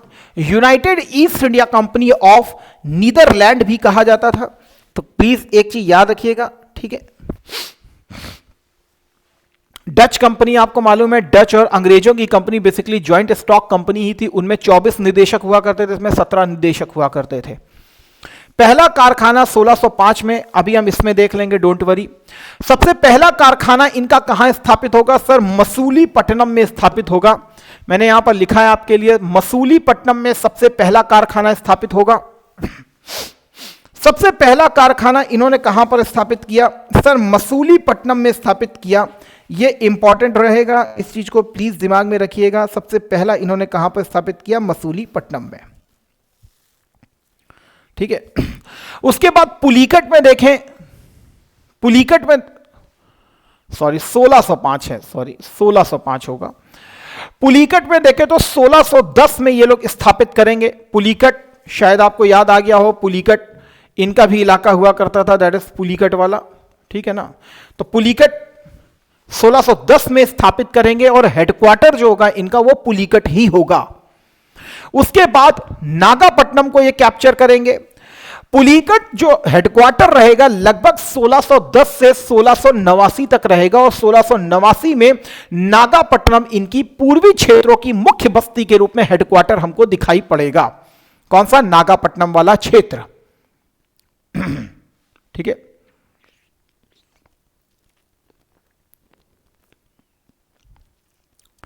इवन कोचीन को भी देखें तो कोचीन भी ये छीन लेंगे किससे, 1663 में कोचीन भी छीन लेंगे किससे, पुर्तगालियों से। सबसे बंगाल में सबसे पहली बस्ती जो डचों की थी वो कहां पर थी, पीपली में थी। ये बंगाल का इलाका है। अब ये इसमें मैंने लिख दिया है तो कंफ्यूजन होगा, लेकिन यहां पर याद रखिएगा ये बंगाल का क्षेत्र है। बंगाल में इनकी प्रथम जो फैक्ट्री थी वो कहां पर थी, पीपली। तो पीपली लाइफ मूवी से याद रख लेना, वो पीपली कहां से आएगा, तो पहला बंगाल की जो इनकी फैक्ट्री थी वो पीपली में थी, और जो दोबारा इन्होंने फैक्ट्री बनाई थी वो चिंसुरा वाले इलाके में बनाई थी। ये वैसे भी बहुत इंपॉर्टेंट रहेगा क्योंकि आपको मालूम है जो 1759 में जो फाइनल बैटल होगी वो होगी अंग्रेजों और डचों के बीच में, जिसे तुम बैटल ऑफ बेदरा के नाम से भी जानते हो। उसी बैटल ऑफ बेदरा को चिंसुरा की बैटल भी कहते हैं, बैटल ऑफ चिंसुरा भी कहते हैं, तो प्लीज याद रखिएगा। तो चिंसुरा भी इनकी बस्ती है, और चिंसुरा में जो इन्होंने पूरा फोर्टिफाई किया था इलाका, उसको क्या कहते थे, गुस्तावुस फोर्ट। क्या कहते थे, गुस्तावुस फोर्ट। कम से कम हमें नाम याद होना चाहिए। इस फोर्ट का नाम क्या है, दैट इज गुस्तावुस फोर्ट। तो मिसलेनियस में चीजें बन सकती हैं, इस चीज को याद रखिएगा। गुस्तावुस फोर्ट किससे संबंधित है, कहां पर स्थित था, तो चिंसुरा में ही स्थित था, जो कि डचों का इलाका हुआ करता था। डचों का बेसिकली ये वाला इलाका हुआ करता था। इवन 1623 में हम देखेंगे यहां पर अंग्रेज भी हैं और डच भी हैं, ऐसा नहीं कि नहीं है, दोनों हैं, लेकिन डच यहां पर हावी पड़ेंगे किसके ऊपर, अंग्रेजों के ऊपर। इवन 1623 अराउंड अंबोयाना नरसंहार भी होगा, जिसमें बहुत सारे अंग्रेजों को ये लोग मार देंगे। कौन, डच। 1623 में यहां पर अंबोयाना नरसंहार भी होगा, और जिसमें बहुत सारे आपके अंग्रेजों को यहां पर मार दिया जाएगा। कहां पर, 1600, ये देखिए दिस वन, ये लिखा है दिस वन इज अंबोयाना, तो यहीं पर 1623 में नरसंहार होगा, एक प्रकार का जेनोसाइड हो जाएगा, जिसमें बहुत सारे अंग्रेजों को मारा जाएगा।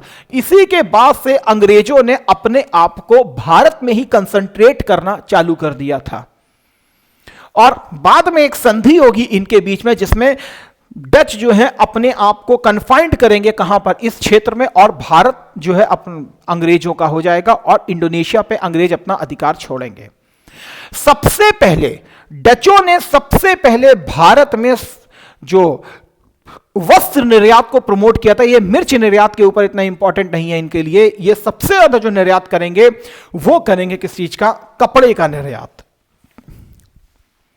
तो आंध्र प्रदेश के मसौलीपट्टनम में पहला कारखाना 1610 में पुलिकट में इनका मुख्य केंद्र बनेगा, जिसे बाद में नागापट्टनम चेंज करेंगे, और 1689 में नागापट्टनम इनकी मुख्य बस्ती के रूप में हमको दिखाई पड़ेगी।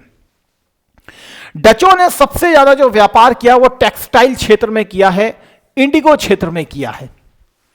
सबसे अच्छा नील कहां मिलता है, तो बयाना, आगरा में बयाना, सरकाज गुजरात में है, तो इसको भी याद रखिए। नील बयाना और गुजरात के सरकाज व आगरा में पैदा होता था। नील बयाना जो है वो बेसिकली आगरा हो जाएगा, सरकाज बेसिकली गुजरात, यहां नील की सबसे ज्यादा खेती हुआ करती थी।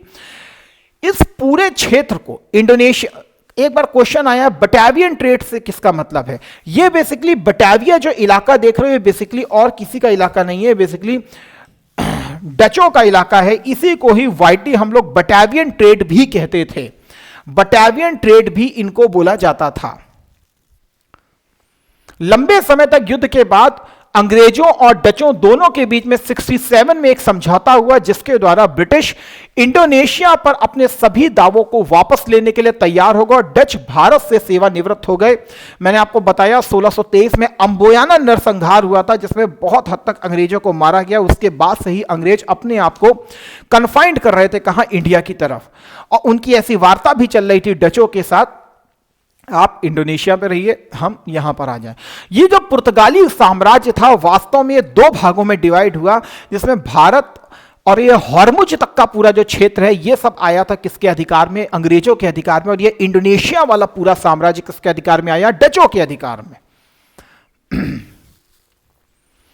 और सबसे एंग्लो डच प्रतिद्वंदिता 1759 में बेदारा की लड़ाई होगी, और इस बेदारा की लड़ाई के बाद डच पूरी तरीके से हार जाएंगे, इनका काम खत्म हो जाएगा। और इसी बेदारा की लड़ाई को बैटल ऑफ चिंसुरा की लड़ाई भी कहते हैं, तो चिंसुरा की लड़ाई भी बोलते हैं, बैटल ऑफ चिंसुरा भी हो जाएगा। वाई, क्योंकि चिंसुरा इनकी बस्ती है वहां पर। अब इसके बाद देखेंगे ब्रिटिश जॉन मिल्डेन हॉल या जॉन मिंडेन हॉल, यह पहला अंग्रेज था जो कि भारत में आया था, लेकिन यह स्थल मार्ग से आया है, यह जल मार्ग से नहीं आया है। यह बेसिकली स्थल मार्ग से होकर के आया है भारत में, और कोर्ट में पहुंचेगा किसके? अकबर के दरबार में आता है, और स्थल मार्ग से आने वाला पहला अंग्रेज यात्री था जॉन मिल्डेन हॉल। 1599 ईस्वी में सबसे पहले कंपनी की स्थापना की जाएगी। 1599 ईस्वी में लंदन में, कहां पर? लंदन में,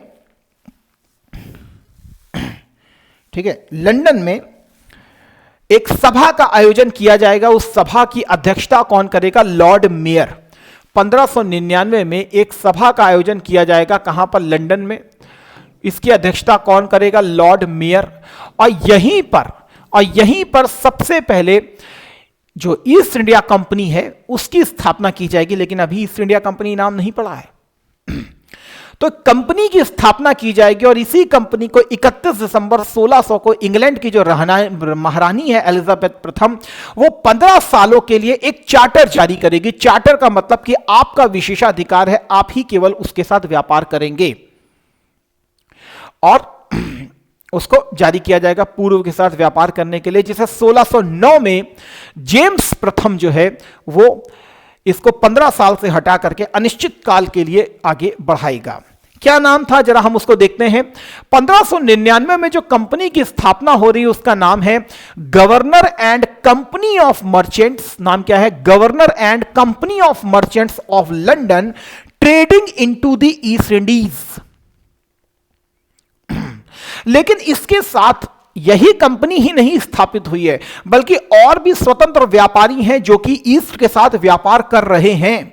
ऐसा नहीं कि केवल यही कंपनी है जो ईस्ट के साथ व्यापार कर रही है, और भी कंपनियां हैं जो क्रिएट की जाएंगी और वो ईस्ट के साथ व्यापार करेंगी।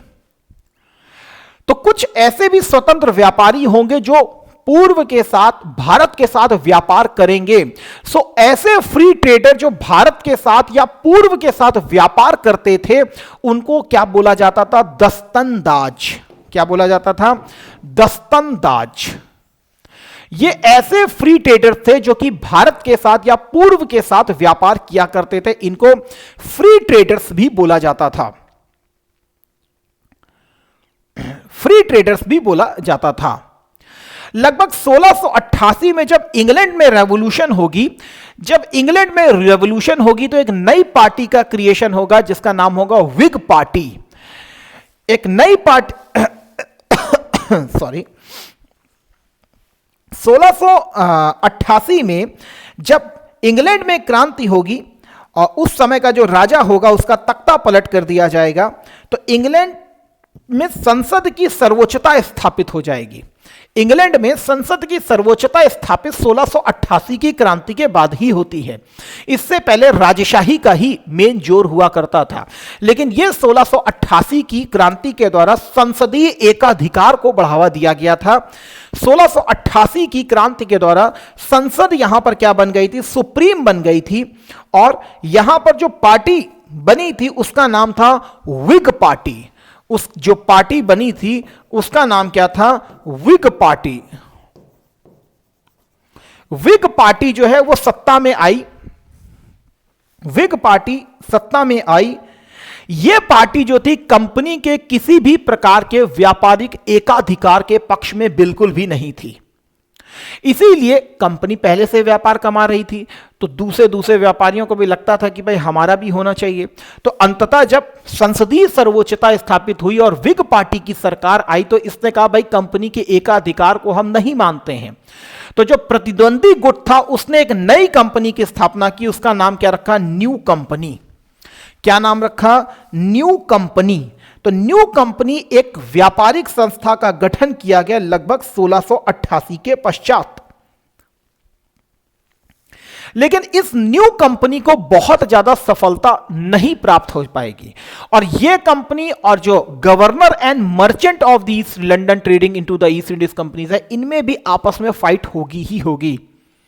तो संसद इसकी कॉन्सिलेशन कराने का प्रयास करेगी, लेकिन यहीं तक बात होती तो भी बात चल जाता, बल्कि 10 साल बाद फिर से 2 कंपनियां गठित की गई, जिसका नाम था जनरल सोसाइटी। नाम क्या था? जनरल सोसाइटी, और दूसरे का नाम था English company trading in the east. क्या नाम था? General society and English company trading in the east. तो दो कंपनियों की स्थापना की गई, English company trading in the east. लेकिन इन कंपनियों को भी बहुत हद तक सफलता किसी प्रकार की प्राप्त नहीं हो पाई। इन कंपनियों का निर्माण 1698 में किया गया। ना ही 1688 वाली जो न्यू कंपनी थी उसको सफलता मिल पा रही थी, ना ही general society English company trading in the east इनको सफलता मिल पा रही थी। तो अंततः एक प्रोग्राम बना और 1708 में इन सारी कंपनियों को मर्ज कर दिया गया। ये तीन कंपनियां, new company, general society, English company trading in the east, इन तीनों कंपनियों को इसके साथ मर्ज कर दिया गया, governor and company of merchant of London trading into the East Indies. और फाइनल कंपनी का निर्माण हुआ the United company of merchant of London trading to the East Indies. यहां पर एक नाम जुड़ गया, the United company of merchants of London. यहां पर क्या था? Governor and company of merchants of London trading into the East Indies. इसकी जगह यहां पर एक नाम जरा, the United company of merchants of London trading to the East Indies. इसका निर्माण कब हुआ? 1708 में। और यही जो कंपनी है 1833 तक इसी नाम से चलती रही, और 1833 के चार्टर अधिनियम के माध्यम से इसका नाम बदल करके क्या कर दिया गया? East India company. तो ईस्ट इंडिया कंपनी का जन्म कैसे हुआ? ईस्ट इंडिया कंपनी नाम कब से लिया गया? तो कब से किया गया? दैट इज 1833 के चार्टर अधिनियम से, जो अभी तक तुमने नहीं पता होगा। अब याद रखिएगा, न्यू कंपनी क्या है, जनरल सोसाइटी क्या है, और company trading in the east, इन तीनों कंपनियों को governor and the company of merchants of London trading into the East Indies से मिलाया गया, और फाइनल उसका नाम क्या किया गया? 1708 में the United company of merchants of London trading to the East Indies. और यही नाम 1833 तक यह कंपनी का चलता रहेगा, और 33 के अधिनियम के माध्यम से इसका नाम कर दिया जाएगा ईस्ट इंडिया कंपनी। क्या कर दिया जाएगा? East India company. इसको कभी कभी हम लोग क्या कहते हैं, इंग्लिश ईस्ट कंपनी जो है, इसको कभी कभी जो इंग्लिश ईस्ट कंपनी है, ये जो आपके सामने लिखी हुई है, इंग्लिश ईस्ट कंपनी जो है, इसको हम लोग एक और नाम से जानते हैं, दैट इज जॉन कंपनी। किससे नाम से जानते हैं? जॉन कंपनी के नाम से भी जानते हैं। तो डेटा के हिसाब से याद रखिएगा, कभी भी पूछ सकता है पॉपुलर नेम इसका क्या है, that is called John company. तो इंग्लिश ईस्ट कंपनी का ही पॉपुलर नेम क्या है? John company. समझ गए होंगे आप, ठीक है।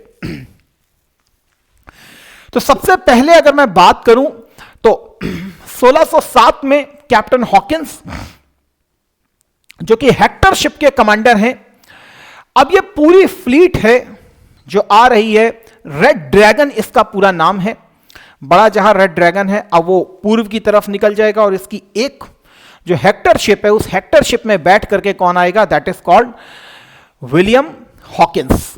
हॉकिंस जहांगीर के दरबार में जाएगा, 1600 लगभग 8 लाख तक पहुंचेगा 9 में आगरा में, और जाकर के जहांगीर से सूरत में व्यापार करने की अनुमति को मांगेगा। राजा जेम्स प्रथम के राजदूत के रूप में आएगा, बहुत सारे गिफ्ट विफ्ट लेकर के आएगा जहांगीर के लिए, और आगरा में जाकर के इसके दरबार में मिलेगा। जो क्या नाम था उसका, पुर्तगाली हुए करते थे, इस समय सबसे सशक्त हुआ करते थे, और पुर्तगालियों का प्रभाव हुआ करता था जहांगीर के कोर्ट पर भी। तो उसी में एक हुआ करता था पुर्तगाली जिसका नाम था पिन हैरो, जो अभी नाम देख करके आए थे। पिन हैरो इसको रोकने का भरसक प्रयास करेगा, लेकिन रोक नहीं पाएगा। अंततः ये जहांगीर के दरबार में पहुंच जाएगा, जहांगीर से वार्ता करेगा कि सूरत में हमको व्यापार करने के लिए आप कोठी खोलने की अनुमति दो। लेकिन जहांगीर जो है पुर्तगालियों के दबाव में, किसके दबाव में? पुर्तगालियों के दबाव में इसको नहीं खोलने देगा। क्या कहते हैं, किसी प्रकार की कोई कंपनी नहीं खोलने देगा। लेकिन इसको आती थी एक भाषा जिसका नाम था तुर्की भाषा। तुर्की भाषा ये जानता था कि मुझको नहीं देगा, ये जहांगीर ये नहीं देगा मुझे अनुमति, क्योंकि पुर्तगालियों का वर्चस्व था यहां पर। इसीलिए जानता था एक भाषा जिसका नाम था तुर्की भाषा, और इस तुर्की भाषा में इसने बोलना चालू किया। तुम कहोगे ऐसा काहे किया, और जहांगीर का क्या लेना देना था? भाई मेरे, असल में बाबर को आप जान रहे होगे, जान रहे हो कौन है बाबर इसका? पिता अकबर, अकबर का पिता हुमायूं, हुमायूं का पिता बाबर। तो दादा कौन हुआ इसका? सर दादा हुआ इसका हुमायूं, और उससे ऊपर ले जाओ परदादा, तो परदादा था भाई, सम्मान होता है यार, कैसी बात कर रहे हो तुम। परदादा ने एक किताब लिखी थी जिसका नाम क्या था? तुजुक ए बाबरी, और तुजुक ए बाबरी तुर्की भाषा में लिखी गई किताब है, और जितनी अधिकतर आप देखोगे सब आपको दिखाई पड़ेंगी फारसी भाषा में। तो इसको तुर्की भाषा आती थी। जैसे इसने तुर्की भाषा में बोलना चालू किया, वैसे ही जहांगीर ने कहा बाबर प्रकट हो गया। बाबर ने कहा भाई ये कुंभ का मेले में खो गया था, भाई है मेरा ये। तो अंततः बातचीत हुई, तो जहांगीर ने कहा भाई ऐसा है, देखो मैं तुमको व्यापारिक कोठी सूरत में खोलने की अनुमति दे दूं, लेकिन कमबख्त ये बगल में बैठे हुए हैं कौन? पुर्तगाली। तो हॉकिंस ने भी कहा तो मतलब तुम चिंता ना करो जहांगीर, बस मुझे 2-3 साल का समय दो, इनको निपटा दूंगा यहां से। तो जहांगीर हंसा पहले थोड़ी देर, ही करता रहा। तो कहा काहे हंस रहो? कहता है यार अभी तक 1498 से आई हुई है ये पावर, और हमारे पिताजी को भी बाकायदा जब जहाज में व्यापार करना हुआ करता है तो काटेज हम लोग लेते हैं इनसे, और तुम हमको मजाक कर रहे हो यार हैं? अभी लैंड कियो 1608 में, और आते आते लंबी लंबी छोड़ना चालू। तो हॉकिंस ने कहा भाई मेरे चिंता ना करो जहांगीर, बस 3 साल का समय दो, निपटा देंगे इनको। कहा अच्छा ठीक है जाओ। तो जहांगीर ने कहा लगता है यार कुछ सीरियस हो जाए। तो जहांगीर ने कहा अच्छा सुनो ए हॉकिंस जरा इधर आओ, तुम देखो वहाँ पे छोटा सा एक बेस खोल लो, एक झोपड़पट्टी बना के रह लो वहाँ पे। तो हॉकिंस ने कहा ठीक है चलो जाओ। तो फिर कुछ समय तक रहा हॉकिंस, आगरा में भ्रमण किया भाई ने। इसको इंग्लिश खान का टाइटल दिया था भाई, तुर्की भाषा बोल रहा था भाई, इंग्लिश खान का टाइटल दिया।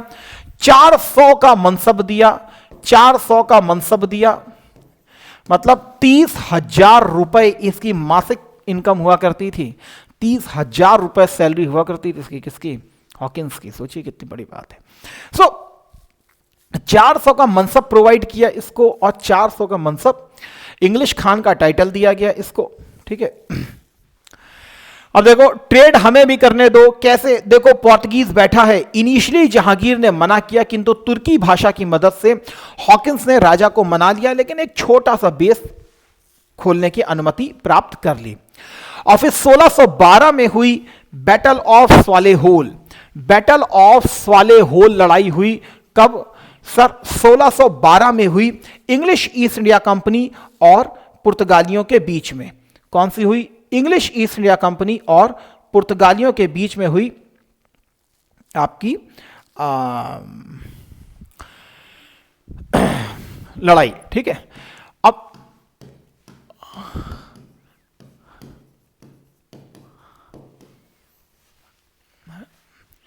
English east India company ships defeat Portuguese fleet, shifting balance of power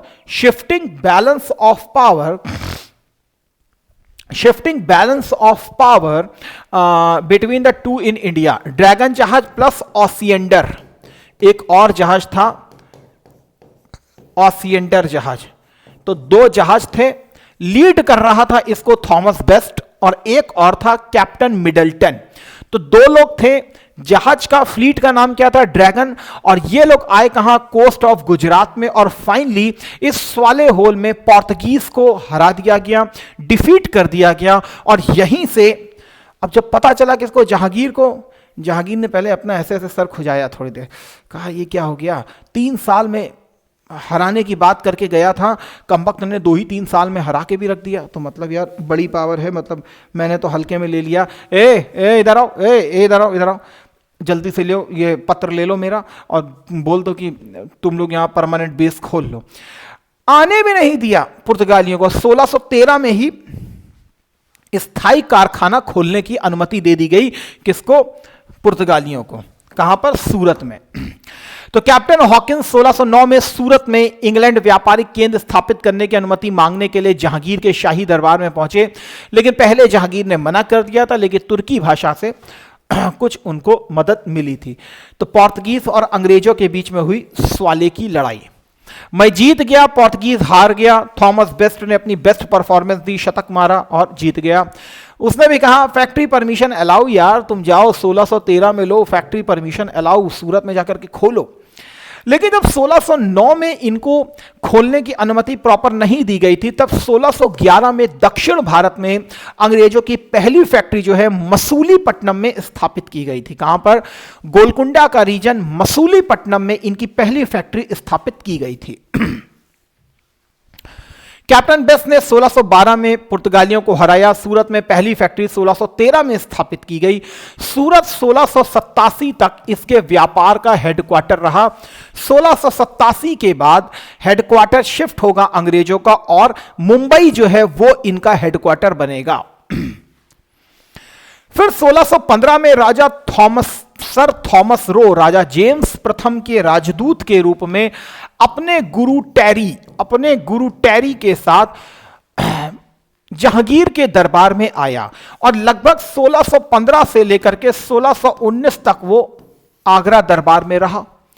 अब सोचो हॉकिंस आया होगा तो ऐसे आया होगा, जब थॉमस रो आया था तो ऐसे आया था, ए जहांगीर। छोटा आया था। कौन छोटा? अब हॉकिंस और कौन? अच्छा हॉकिंस आया था। 3 साल का चैलेंज दिया था ना तुमको, देखा, निपटा दिया ना।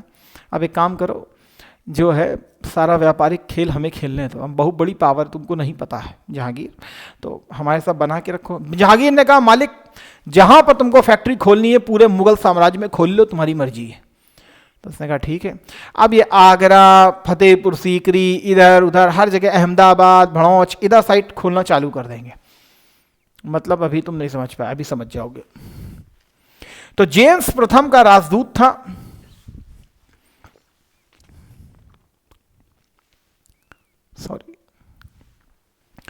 व्यापारिक कारखानों को स्थापित करने की अनुमति मांगी, तो बहुत सारी जगहों पर इसने व्यापारिक कारखाने खोले होंगे। ठीक है, अभी हम इसकी चर्चा करेंगे। तो बहुत सी जगहों पर भाई ने खोले होंगे। अगर मैं उस समय का मोटा मोटा आपसे मैप की बात करूं, तो उस समय आप मान करके चलो कि जहांगीर का जो समय साम्राज्य हुआ करता था वो ऐसे हुआ करता था। क्योंकि आपको मालूम है कि अकबर की जो अंतिम विजय थी वो असीरगढ़ की विजय थी। कहां की थी? ये असीरगढ़ की विजय हुआ करती थी। 1601 में असीरगढ़ की विजय हुआ करती थी। तो साउथ इंडिया की ये जो आपको दिखाई पड़ रहा है ट्राइंगल, प्रायद्वीपीय भारत दिखाई पड़ रहा है, इसमें अभी छोटी छोटी पावर आपको दिखाई पड़नी है। बीजापुर, इधर आपको दिखाई पड़ेगा गोलकुंडा, ऐसे ऐसे आपको ये क्षेत्र थोड़े थोड़े आपको दिखाई पड़ेंगे। तो ये सब स्वतंत्र क्षेत्र हैं, ये मुगलों के अधिकार में नहीं है। तो अभी 1615 से 1619 के बीच में थॉमस रो को इंटरनल खोलने की अनुमति दे दी गई। आप खोलिए यहां पर फैक्ट्री, हमें किसी प्रकार की कोई दिक्कत नहीं है। 1611 में अंग्रेजों की मसूलीपट्टनम में पहली फैक्ट्री जो है स्थापित की गई थी। लेकिन लगभग 1628 तक आते आते अंग्रेजों का एक ही काम है, उंगली पकड़ के हाथ पकड़ लेना और तुम्हारी गर्दन काट देना। तो 1627-28 में हम गुजरात के इलाके में देखेंगे तो इनकी मुगल सेनापति से एक व्यापारिक क्रियाकलापों को लेकर के प्रॉब्लम क्रिएट होगी, और जब प्रॉब्लम क्रिएट होगी तो अंग्रेज जो है फिर उसमें बदमाशी करेंगे। अंततः जहांगीर के द्वारा आयरन हैंड की पॉलिसी का भी इस्तेमाल किया जाएगा। सॉरी, जहांगीर और शाहजहां भी आ चुके हैं अब। यहां पर क्या किए, मुगलों के द्वारा इनको पनिश किया जाएगा अंग्रेजों को यहां पर प्रॉपरली सूरत के इलाके में। तब अंग्रेजों को समझ में आएगा कि भैया अब क्या करें, अब हर जगह डंडे खाओगे। अब मुगल एम्पायर इतना तो कमजोर है नहीं, मुगल एम्पायर पानी में कमजोर हो सकता है लेकिन लैंड में कमजोर नहीं है, इस चीज को याद रखिए। तो अब यहां पर हर जगह इनको डंडे पड़े, किसको, अंग्रेजों को। इसीलिए अंग्रेज समझ गए कि भाई हमारी ताकत किसमें है, हमारी ताकत है नेवी में। इसीलिए वो भागेंगे कहां, अब नेवी के क्षेत्र में। और 1632 में, कब, 1632 में इसी गोलकुंडा के सुल्तान से गोल्डन फरमान जारी करवाएंगे। कौन सा गोल्डन फरमान जारी करवाएंगे कि 500 पैगोडा का मतलब होता है गोल्ड कॉइन। तो 500 पैगोडा वार्षिक के किराए पर मसूलीपट्टनम में इनको फ्री ट्रेड की अनुमति दे दी जाएगी। तो 1632 में इनके पास लगभग ये वाला इलाका आ जाएगा। तुम कहां इधर उधर चले गए, ये वाला इलाका आ जाएगा, ठीक है। और फिर उसके बाद हम देखेंगे तो यहां पर 1639 में एक फ्रांसिस डे आदमी होगा, फ्रांसिस डे नामक आदमी होगा, जो चंद्रगिरी के राजा से मद्रास को भी पट्टे पर ले लेगा और यहीं पर इनका पहला फोर्ट स्थापित किया जाएगा जिसका नाम होगा फोर्ट सेंट जॉर्ज। एक और यहीं पर फोर्ट रहेगा जिसका नाम होगा फोर्ट सेंट डेविड। तो फोर्ट सेंट जॉर्ज और फोर्ट सेंट डेविड हमको इसी क्षेत्र में दिखाई पड़ेंगे। तो ये वाला इलाका भी 1639-40 तक आ जाएगा हाथ में। इसके बाद 1651 ईस्वी में यहां पर जो सूबेदार होगा ये होगा शाहजहां का लड़का जिसका नाम होगा शाह शुजा। ये 3000 रुपए वार्षिक किराए पर अंग्रेजों को व्यापार करने की अनुमति देगा और हुगली का क्षेत्र अब अंग्रेजों के हाथ में आ जाएगा 1651 में। 1632 में आपको मालूम है कि कासिम खान जो है वो पुर्तगालियों को यहां से हटा देगा। अब हुगली का इलाका इनके पास आएगा। अब इस हुगली के बाद फिर यहां कासिम बाजार, ये सारे इलाके जो हैं धीरे धीरे इनके अधिकारों में आएंगे। मतलब मैं मोटा मोटा बात करूं तो 1658 तक बात करूं तो ये ईस्टर्न कोस्ट इनके प्रॉपर हाथ में आ चुका था, अंग्रेजों के हाथ में। तो यहां फ्रांसिस डे मद्रास का संस्थापक। अब 1661 में आपको मालूम है शादी हो रही थी कैथरीन ब्रेगेंजा की चार्ल्स सेकंड के साथ, और लगभग 1668 में बंबई जो है वो आ जाएगा किसके अधिकार में, वो आ जाएगा अंग्रेजों के अधिकार में। जेराल्ड अंगियार जो है बंबई का संस्थापक हमको दिखाई देगा। जेराल्ड अंगियार जो है बंबई का संस्थापक हमको दिखाई देगा यहां पर। तो अब आगे देख लेते हैं हम लोग थोड़ा सा क्या लिखा है। 1639 ईस्वी में फ्रांसिस डे ने चेन्नई में बसने के लिए चंद्रगिरी के लोकल राजा से अनुमति मांगी। 1655 में चेन्नई मद्रास बोले तो पहली अंग्रेजी नगर पालिका बनी थी। क्वेश्चन आया था पिछले साल। यह देखिए सबसे पहली नगर पालिका कहां बनी थी, वो बेसिकली बनी थी कहां पर, मद्रास में। चेन्नई आज का नाम है, ठीक है। मद्रास में पहली नगर पालिका बनी थी।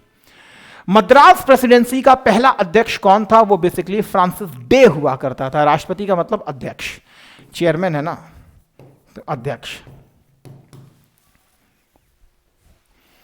इसी प्रकार अंग्रेज जो हैं यहां से, अब अंग्रेजों की 3 प्रेसिडेंसी है। पहली प्रेसिडेंसी कौन सी है, अंग्रेजों की पहली प्रेसिडेंसी है मद्रास प्रेसिडेंसी, दूसरी प्रेसिडेंसी यहां है, और तीसरी प्रेसिडेंसी इनकी बनेगी कहां, कलकत्ता। यहीं 1600 जब इन्होंने ये वाला इलाका ये प्राप्त कर लिया था तो अंग्रेजी नीति में एक बहुत बड़ा चेंज आया था। और अंग्रेजी नीति ये कहती थी कि ज्यादा से ज्यादा क्षेत्रों का हमें क्या करना है, प्रसार करना है और डायरेक्टली क्षेत्रों को एनेक्स करना है। तो लगभग 1686 के पास हम देखेंगे कि अंग्रेज जो हैं यहां पर फोर्टिफिकेशन करना चालू कर देंगे। आपके कौन से इलाके में, ये जो बंगाल का इनका इलाका है, यहां पर अब उनका फोर्टिफिकेशन जो है यहां पर हमको दिखना चालू हो जाएगा। अंग्रेज 1686 में हुगली को प्रॉपर लूट लेंगे, और जब हुगली को ये प्रॉपर लूटेंगे, पूरे क्षेत्र को जब ये लूटेंगे, तब औरंगजेब जो है कौन, 1686 में, तब औरंगजेब जो है यहां पर अंग्रेजों को प्रॉपरली डिफीट करेगा। कौन करेगा? औरंगजेब जो है अंग्रेजों को यहां पर प्रॉपरली डिफीट करेगा और फिर बाद में क्या कहते हैं, अंग्रेज फिर से क्षमा याचना मांग कर, अंग्रेजों की पहले भी आदत है, डंडे खा लेंगे तो फिर जाकर के हाथ जोड़ लेंगे, तो अंग्रेज फिर यहां पर औरंगजेब से पूरी क्षमा याचना करेंगे और क्षमा याचना के बाद फिर से उनको यहां पर स्टैब्लिश किया जाएगा। और फिर लगभग 1696-97 में एक बंगाल का सूबेदार होगा जिसका नाम होगा अजीमुशान। किसका नाम होगा? बंगाल का सूबेदार होगा 96-97 में, नाम होगा अजीमुशान। से ये 3 क्षेत्रों की जमींदारी प्राप्त कर लेंगे, सूतानाती, गोविंदपुर और कालिकाता, और इन तीनों को मिला दिया जाएगा और आधुनिक कलकत्ता की स्थापना की जाएगी जॉब चारनाक के द्वारा। तो किससे ले लेंगे? अजीमुशान से 1698 में, सॉरी 1698, यहां 96, 97, 98 में ले लेंगे। सूतानाती, कालिकाता, गोविंदपुर नामक 3 गांवों की जमींदारी ले लेंगे 1200 रुपए वार्षिक में, 1200 रुपए वार्षिक में ले लेंगे और आधुनिक कलकत्ता की स्थापना करेंगे। और इसी कलकत्ता में फोर्ट विलियम की स्थापना की जाएगी। यही फोर्ट विलियम होगा जो अंग्रेजों को मेन करता धरता दिखाई पड़ेगा। अंग्रेजी ऑफिसर भी जो आएंगे सबसे पहले उनको यहीं पर ट्रेनिंग दी जाएगी। और जो पहला गवर्नर बनेगा फोर्ट विलियम का, वो बनेगा चार्ल्स आयर। चार्ल्स आयर, देखिए इस तरीके से भी लिख सकते हैं आप, चार्ल्स आयर, ठीक है, चार्ल्स आयर पहला गवर्नर बनेगा। अंग्रेजी व्यापार देखें तो ये एक टेक्सटाइल का व्यापार किया करते थे जिसे क्या बोला जाता था? That is calicoes. तो कैलिकोस बोला जाता था। 1774 से लेकर के 1911 जो है तक कलकत्ता जो है इनकी कैपिटल रहेगी। 1774 से 1911, 1911 में फिर न्यू दिल्ली दिल्ली जो है आपको कैपिटल दिखाई पड़ेगी। एंग्लो मुगल संबंध की बात करूं तो captain Hawkins, sir Thomas Roe, ये सब जहांगीर के दरबार में आए थे। जॉर्ज बॉटन कौन है? ये बेसिकली जॉर्ज बॉटन ये शाहजहां का लड़का था। कौन? शाहशूजा। शाहशूजा का डॉक्टर एक प्रकार से हुआ करता था जॉर्ज बॉटन, और इसी की मदद से ही 1651 में क्या कहते हैं, बंगाल में हुगली वाले क्षेत्र पर यह व्यापार कर पाए थे। तो इसको डॉक्टर डिप्लोमेसी के नाम से भी जाना जाता है कि जॉर्ज बॉटन के द्वारा बकायदा शाहशूजा को कन्विंस किया गया था अंग्रेजों को 1651 में बंगाल में व्यापारिक एकाधिकार प्रदान करने के लिए, व्यापारिक अधिकार प्रदान करने के लिए। इसके बाद में जॉन सरमन की बात करूं तो जॉन सरमन का मिशन 1715 में आया था।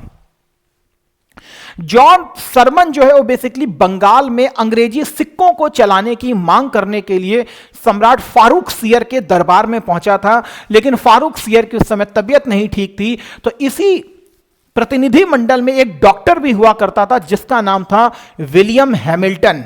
नाम क्या था? Doctor William Hamilton. ये विलियम हैमिल्टन जो है वो बेसिकली राजा को एक मरणशील रोग से बकायदा मुक्ति दिला देगा, और इसी बात से खुश होकर के फारूक सियर जो है वो अंग्रेजों को बंगाल वाले पूरे क्षेत्र में फ्री ट्रेड का राइट दे देगा और दस्तक जारी करने का अधिकार दे देगा। तो फ्री ट्रेड का प्रॉपर राइट दे देगा, दस्तक जारी करने का अधिकार दे देगा। सूरत में 10,000 रुपए वार्षिक पर फ्री ट्रेड दे देगा। उस समय बंबई में अंग्रेजों के सिक्के चला करते थे और उन सिक्कों को भी ब्रिटिश टेरिटरी में चलने की पूरी आज्ञा दे देगा। तो यह पूरा राइट देगा कौन? That is John Surman. ठीक है, तो कौन कौन क्या क्या दे देगा? फारूक सियर 3,000 रुपए पर बंगाल वाले क्षेत्र में फ्री ट्रेड, 10,000 रुपए में सूरत वाले क्षेत्र में फ्री ट्रेड, और जो क्वाइंस हैं वो पूरे मुगल इंडिया में चलने की परमिशन दे दी गई इस फारूक सियर के फरमान में। इस फारूक सियर के फरमान में ये चीजें दे दी गई। इसीलिए फरमानों का फरमान भी इसे कहते हैं। फरमानों का फरमान भी इसे कहा जाता है। इसके बाद जो आती है वो आती है डेन। डेन हमारे यहां 1616 में आते हैं। इनकी केवल और केवल दो जगह उपस्थिति हम देखते हैं। एक तो हम देखते हैं तंजौर वाले क्षेत्र में ट्रैंकूबार वाले रीजन पर। कौन से? ट्रैंकूबार वाले रीजन पर हम इनकी उपस्थिति को देखते हैं। दूसरी इनकी उपस्थिति बंगाल में शेरामपुर में हम देखते हैं। तो केवल दो जगह इनकी उपस्थिति हम देखेंगे। बहुत इनका हमारे यहाँ बहुत महत्वपूर्ण योगदान नहीं है। ट्रैंकूबार और सेरामपुर, दो को बस याद रखिए। ये बेसिकली मिशनरी एक्टिविटीज में ही एक्टिव रहे। भारत में ईसाई धर्म को ही प्रचार करने में इनका मेनली हम देखते हैं एजेंडा। बाकी एज सच हमारे लिए कोई इंपॉर्टेंट नहीं है ये। इसके अलावा हम फ्रांसीसियों को देखते हैं। तो फ्रांसीसी ये आदमी कौन है? That is Louis 14। जैसे हमारे यहाँ हुआ करती थी ना, क्या कहते हैं, रानी शिवगामिनी, हर बात में इसी का ही शासन चला करता था। वैसे ही ये भी कहा करता था, मेरा वचन ही है मेरा शासन, आई एम द स्टेट, मैं ही राज्य हूं, मैं जो कह दूंगा वही है रामबाण, और बाकी सब क्या है, काम तमाम। ठीक है, तो मैडम ने जो बोल दिया वही था। वैसे ये भी मैडम टाइप का आदमी है। तो king Louis 14, Louis Louis Louis, यहां पे लुई लुई लुई आएंगे बस, और कुछ नहीं। फ्रांस की क्रांति लुई 16वें के समय में हो जाएगी। ठीक है, तो फिर लुई 17वां आएगा, ऐसे चलता रहेगा। ठीक है, ठीक है। ठीक है, सबसे पहली फैक्ट्री इनकी कहां पर? अब देखिए, फ्रांसीसी कंपनी की स्थापना फ्रांस में हो रही है। नाम क्या है? कंपनी दी इंडस ओरिएंटल्स। क्या नाम था? कंपनी दी इंडस ओरिएंटल्स। कौन स्थापना कर रहा है? फाइनेंशियल जादूगर, यूरोप का वित्तीय जादूगर कोलबर्ट। कौन? कोलबर्ट। भारत में सबसे पहले जो इनकी स्थापना होगी वो सूरत में होगी। कौन करेगा? Francis Karen. फ्रांसिस कैरन जो है 1668 में सबसे पहली जो इनकी फैक्ट्री की स्थापना होगी वो कहां पर होगी? सूरत में। और एक साल बाद मसूलीपट्टनम में इनकी स्थापना होगी। कौन स्थापना करेगा? मरकारा। ठीक है, कौन? मरकारा जो है, दोनों साथ साथ आएंगे। सूरत में फ्रांसिस कैरन स्थापना करेगा, मसूलीपट्टनम में मरकारा जो है स्थापना करेगा। 72 से 74 इनका विस्तारित साम्राज्य है। 1673 में फ्रांकोइस मार्टिन, क्या नाम है? फ्रांकोइस मार्टिन वलिकोंडापुर के जमींदार शेर खान लोदी से इस पुदुचेरी के स्थान को लेगा और यहां पर पुदुचेरी की स्थापना की जाएगी, पौंडीचेरी की। तो पौंडीचेरी का संस्थापक कौन हो जाएगा? François Martin. तो आज भी आप फ्रांकोइस मार्टिन को याद रखें पुदुचेरी के संस्थापक के रूप में। और फिर 1674 में बंगाल के क्षेत्र में शाइस्ता खान से ये एक साइट लेंगे जिसका नाम क्या होगा? That is Chandernagore. क्या नाम होगा? Chandranagar. Very very important. French East India company की स्थापना कौन कर रहा है? लुई 14, लुई 14वां जो है इसकी स्थापना कर रहा है। कौन कर रहा है? जीन कॉलबर्ट, जिसे यूरोप का वित्तीय जादूगर भी कहा जाता था। सबसे पहले 1668 में, कंपनी की स्थापना 1664 में हो रही है। 1668 में फ्रांसिस कैरन द्वारा सूरत में पहला कारखाने की स्थापना की गई थी। 1668 में पहले कारखाने की स्थापना सूरत में की गई थी। 1673 में फ्रांसिस मार्टिन ने पांडिचेरी की स्थापना की थी। वलिकोंडापुर के जमींदार शेर खान लोदी से उसने पांडिचेरी को प्राप्त किया था। अन्य बस्तियां कौन सी थी? मछलीपट्टनम, मसूलीपट्टनम, पांडिचेरी, यमन, माहे, कराईकल और चंद्रनागौर। ये चंद्रनागौर कहां पर है? बंगाल वाले इलाके में है। याद रखिएगा, ये बहुत इंपॉर्टेंट इलाका बनेगा, खासकर प्लासी के युद्ध के समय में। प्लासी के युद्ध के समय में ये बहुत इंपॉर्टेंट इलाका होगा। कौन सा? प्लासी, चंद्रनागौर वाला।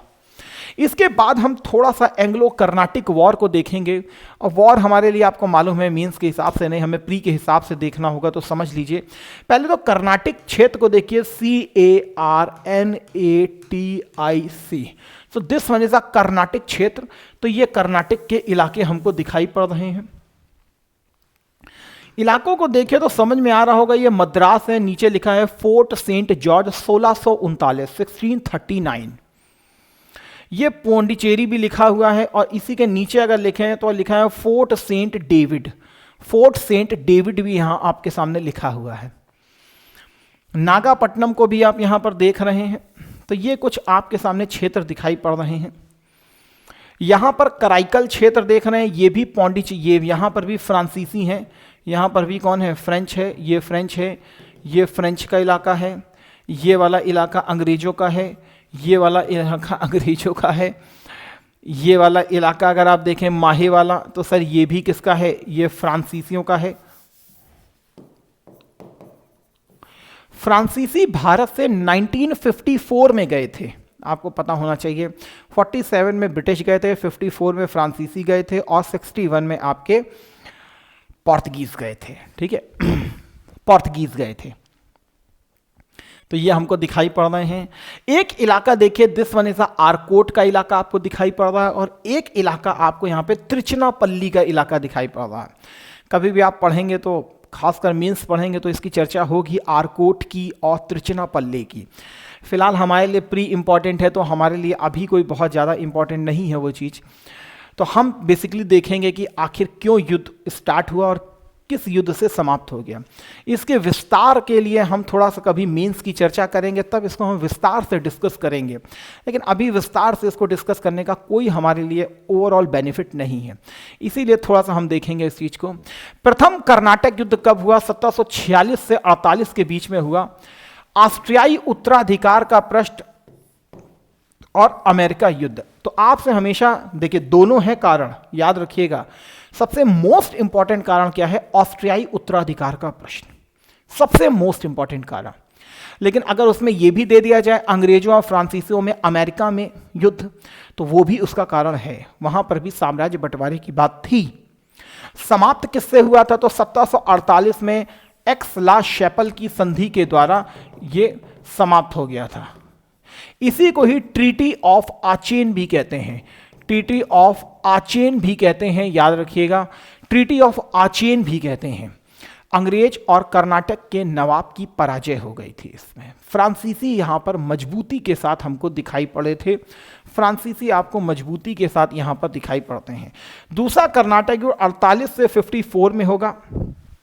यह युद्ध का कारण भारतीय राजनीति होगी, जिसमें हैदराबाद और कर्नाटक में उत्तराधिकार का युद्ध होगा। हैदराबाद और कर्नाटक में उत्तराधिकार का युद्ध होगा।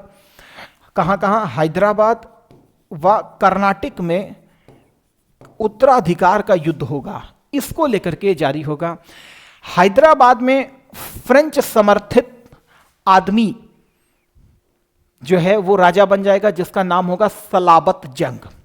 फाइनली जो कौन बनेगा हैदराबाद का राजा? सलाबत जंग। कर्नाटक में अंग्रेजों की स्थिति मजबूत हो जाएगी। अंग्रेजों का जो पपेट नवाब है वो कौन होगा? महमूद अली। कौन होगा? महमूद अली। तो यहां पर अंग्रेज आपको मजबूती के साथ दिखाई देंगे, और वहां पर फ्रांसीसी आपको थोड़ा मजबूती के साथ दिखाई देंगे। अंततः 55 में पांडिचेरी की संधि के द्वारा यह युद्ध समाप्त हो गया था। अंग्रेजों की स्थिति अच्छी हो गई थी यहां पर। तृतीय कर्नाटक युद्ध 7 साल तक चला था। इसको सप्तवर्षीय युद्ध भी कहा जाता है। यह यूरोप का सप्तवर्षीय युद्ध था। तो पहला कारण और तीसरा कारण यूरोप था इसका मेन कारण। 63 की पेरिस की संधि के द्वारा यह समाप्त हो गया था, और अंग्रेज फाइनली यहां पर एज अ विनर के रूप में हमको दिखाई पड़े थे। इसी तृतीय कर्नाटक युद्ध में ही इसी तृतीय कर्नाटक युद्ध में ही 1760 में वांडीवाश की लड़ाई होगी। कौन सी? वांडीवाश की लड़ाई होगी, और इसमें अंततः फ्रांसीसियों को पूरी तरीके से भारत में हरा दिया जाएगा। अब केवल और केवल फ्रांसीसी एक व्यापारिक कंपनी रहेगी, उसको सेना एना रखना बिल्कुल भी अलाउ नहीं किया जाएगा। यह इंपॉर्टेंट रहेगा तृतीय कर्नाटक युद्ध का। यहां हम देखेंगे प्रथम कर्नाटक युद्ध। प्रथम कर्नाटक युद्ध में अगर हम देखें तो फ्रांसीसी गवर्नर कौन है? डुप्ले। 1742 में ही अपॉइंट कर दिया जाएगा भारत में गवर्नर। इंग्लिश गवर्नर कौन है? मद्रास का? मॉर्स। कर्नाटक का नवाब कौन है? अनवरुद्दीन। ये कर्नाटक है, ठीक है, कर्नाटका नहीं है, दिस वन द कर्नाटक, ठीक, अनवरुद्दीन। गवर्नर मॉरिशस का कौन है? लॉ बॉर्डेनीज। एक युद्ध होगा सेंट थॉम का 1748 में, देखिए जरा इस चीज को, ये किसके किसके बीच में होगा? ये होगा डुप्ले व महफूज खान के बीच में। ये महफूज खान कौन है? बस यही समझ के रखो, अनवरुद्दीन का समर्थन है इसको, ठीक है, अनवरुद्दीन का समर्थन है, अनवरुद्दीन का ही सेनानायक है महफूज खान। डुप्ले इसको जीत जाएगा, महफूज खान हारेगा, अनवरुद्दीन हार जाएगा। ये पहली लड़ाई है जो कि निर्धारित कर देगी कि छोटी से छोटी यूरोपीय ट्रेंड आर्मी बड़ी से बड़ी भारतीय सेना के ऊपर प्रभावी रहेगी। ये पहला युद्ध है सेंट थॉम का युद्ध, जिसे मद्रास का युद्ध भी कहते हैं, मद्रास का युद्ध भी कहते हैं, जिसे अडियार का युद्ध भी कहते हैं, जिसे अडियार का युद्ध भी कहते हैं। मोस्ट से ज्यादा इंपॉर्टेंट है, इस चीज को याद रखिएगा। अंततः एक्स ला शैपल संधि के द्वारा यह युद्ध समाप्त हो गया था।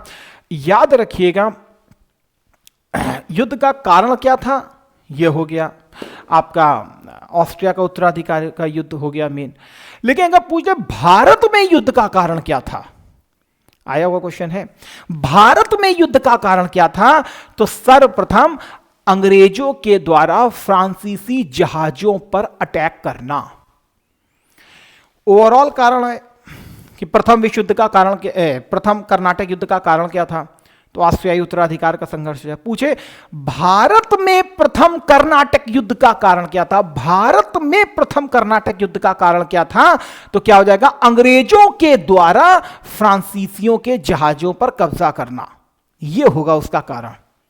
जब अंग्रेज सेनानायक बॉर्नेट फ्रांसीसी जहाजों पर कब्जा करेगा, ठीक है, तो ये याद रखिएगा प्लीज। बाकी और डिटेल में अभी कोई मतलब नहीं है जाने का। तो प्रथम कर्नाटक युद्ध 1746 से 48, ऑस्ट्रिया के उत्तराधिकार के संघर्ष, अडियार के पास सेंट थॉम में अनवरुद्दीन की सेनाओं को हरा दिया, 48 में होगा, सॉरी, ठीक है, तो लिखा हुआ है वही। और एक्स ला शैपल के संधि के द्वारा यह युद्ध समाप्त हो जाएगा। दूसरा कर्नाटक युद्ध क्या होगा भाई? हैदराबाद में शक्ति संघर्ष होगा, नासिर जंग।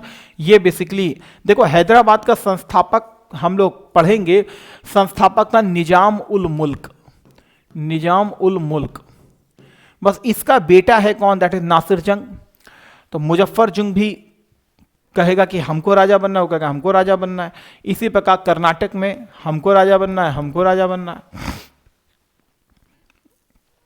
एक युद्ध होगा जिसमें देखो अनवरुद्दीन जो है इसको अंग्रेज समर्थन करेंगे, तो चंदा को फ्रेंच समर्थन करेंगे, नासिर को अंग्रेज समर्थन करेंगे, तो मुजफ्फर को फ्रेंच समर्थन करेंगे। तो 48 से 54 तक चलेगा यह युद्ध, 48 to 54। इसमें 49 में एक बहुत इंपॉर्टेंट युद्ध होगा, अंबूर की लड़ाई। इस अंबूर की लड़ाई में अनवरुद्दीन की हत्या हो जाएगी और चंदा साहिब ऐसा राजा के रूप में हमको दिखाई देंगे। लेकिन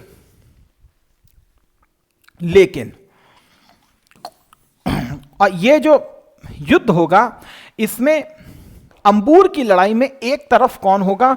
एक तरफ फ्रांस होगा, फ्रेंच होंगे, चंदा होगी, मुजफ्फर होगा, और दूसरी तरफ कौन होंगे? ऑब्वियस सी बात है अनवरुद्दीन प्लस अंग्रेज। हारेंगे जीतेंगे। तो पहले तो अंग्रेजों की स्थिति कमजोर हुई क्योंकि चंदा को बना दिया गया था क्या? राजा। दूसरी तरफ नासिर आया, नासिर ने बाकायदा अटैक किया अंग्रेजों के समर्थन से, तो मुजफ्फर जंग की हत्या कर दी गई। बाद में नासिर जंग की भी हत्या हो जाएगी और हैदराबाद में सलाबत जंग फाइनल राजा बनेगा। इस चीज को याद रखिएगा, फाइनल राजा कौन बनेगा? सलाबत जंग बनेगा। और फिर यहां पर चंदा जीत जाएगी। लेकिन 1752 में 51-52 में एक युद्ध होगा जिसका नाम होगा आरकोट का युद्ध। कौन सा होगा? आरकोट का युद्ध। प्लीज याद रखिएगा, यह होगा क्लाइव। यहीं से क्लाइव का उत्थान चालू होता है, यहीं से क्लाइव का उत्थान जो है चालू होगा, चंदा साहिब और उसके बेटे के बीच में होगा। अंततः ये मारा जाएगा और क्लाइव जीतेगा। और ये जो है अनवरुद्दीन का जो लड़का है that is called Mahmud Ali, उसको राजा बना देगा। तो फाइनली कर्नाटक का नवाब कौन बन जाएगा? महमूद अली, और अनवरुद्दीन का लड़का। और वहां का कौन बनेगा? वहां का बेसिकली बन जाएगा आपका कौन बन जाएगा? सॉरी, मोहम्मद अली। मोहम्मद अली और वहां का सलाबत जंग। तो पांडिचेरी की संधि हो जाएगी, डुप्ले को वापस बुला लिया जाएगा। डुप्ले की जगह नया गवर्नर कौन आएगा? गोडेहू। गोडेहू एक अयोग्य फ्रांसीसी गवर्नर होगा, तो ये संभाल ही नहीं पाएगा। अंततः अंबूर का युद्ध हुआ, पांडिचेरी की संधि के साथ यह समाप्त हुआ। तीसरा कर्नाटक युद्ध होगा, और तीसरे कर्नाटक युद्ध में जो गोडेहू गवर्नर होगा, सेनानायक कौन होगा? काउंट दी लाली। और इधर कौन होगा? क्लाइव भी होगा, और साथ में होगा आयरकूट। तो आयरकूट ऐसी कूट मारेगा इन लोगों को, लाली भी लाल लाल हो जाएगा, अंततः हार जाएंगे और पेरिस की संधि के द्वारा युद्ध समाप्त हो जाएगा। गवर्नर कौन होगा? गवर्नर होगा गोदेहू। सेनानायक कौन होगा? काउंट दी लाली। और काउंट दी लाली को हराएगा कौन? आयरकूट। आयरकूट इतनी लाली को इतने चांटे मारेगा कि वो लाल लाल होकर के हार जाएगा, सीधी सी बात है। और 60 को वांडी वाश में पूरी तरीके से इनको वॉश कर दिया जाएगा। यहां पर आप देख सकते हो सेंट थॉम का युद्ध 1748 में हुआ, इसको प्लीज याद रखिएगा। कर्नाटक के नवाब और फ्रांसीसियों के बीच में फ्रांसीसी यहां पर जीत गए। दूसरे में अंबूर का युद्ध, डुप्ले, मुजफ्फर जंग और चंदा एक तरफ और कर्नाटक का नवाब एक तरफ, त्रिगुट विजय हो गया। आरकाट का युद्ध, क्लाइव यहां पर जीत जाएगा और चंदा साहिब के पुत्र के बीच में हुआ, हार गए, अंग्रेज यहां पर जीत गए। और वांडीवाश का युद्ध, अंततः अंग्रेज यहां पर जीत गए। तो आई होप सो इस चीज को आप समझ गए होंगे, ठीक है। तो आज के सेशन को हम लोग यहीं रखते हैं, आगे पार्ट सेकंड की तरफ आएंगे और ज़्यादा एलाबोरेशन के साथ हम लोग बात करेंगे। मैं यही चाहता हूं कि आपकी सारी क्लासेस कंप्लीट हो जाए और आप इसी चीज़ को समझ जाओ, ठीक है।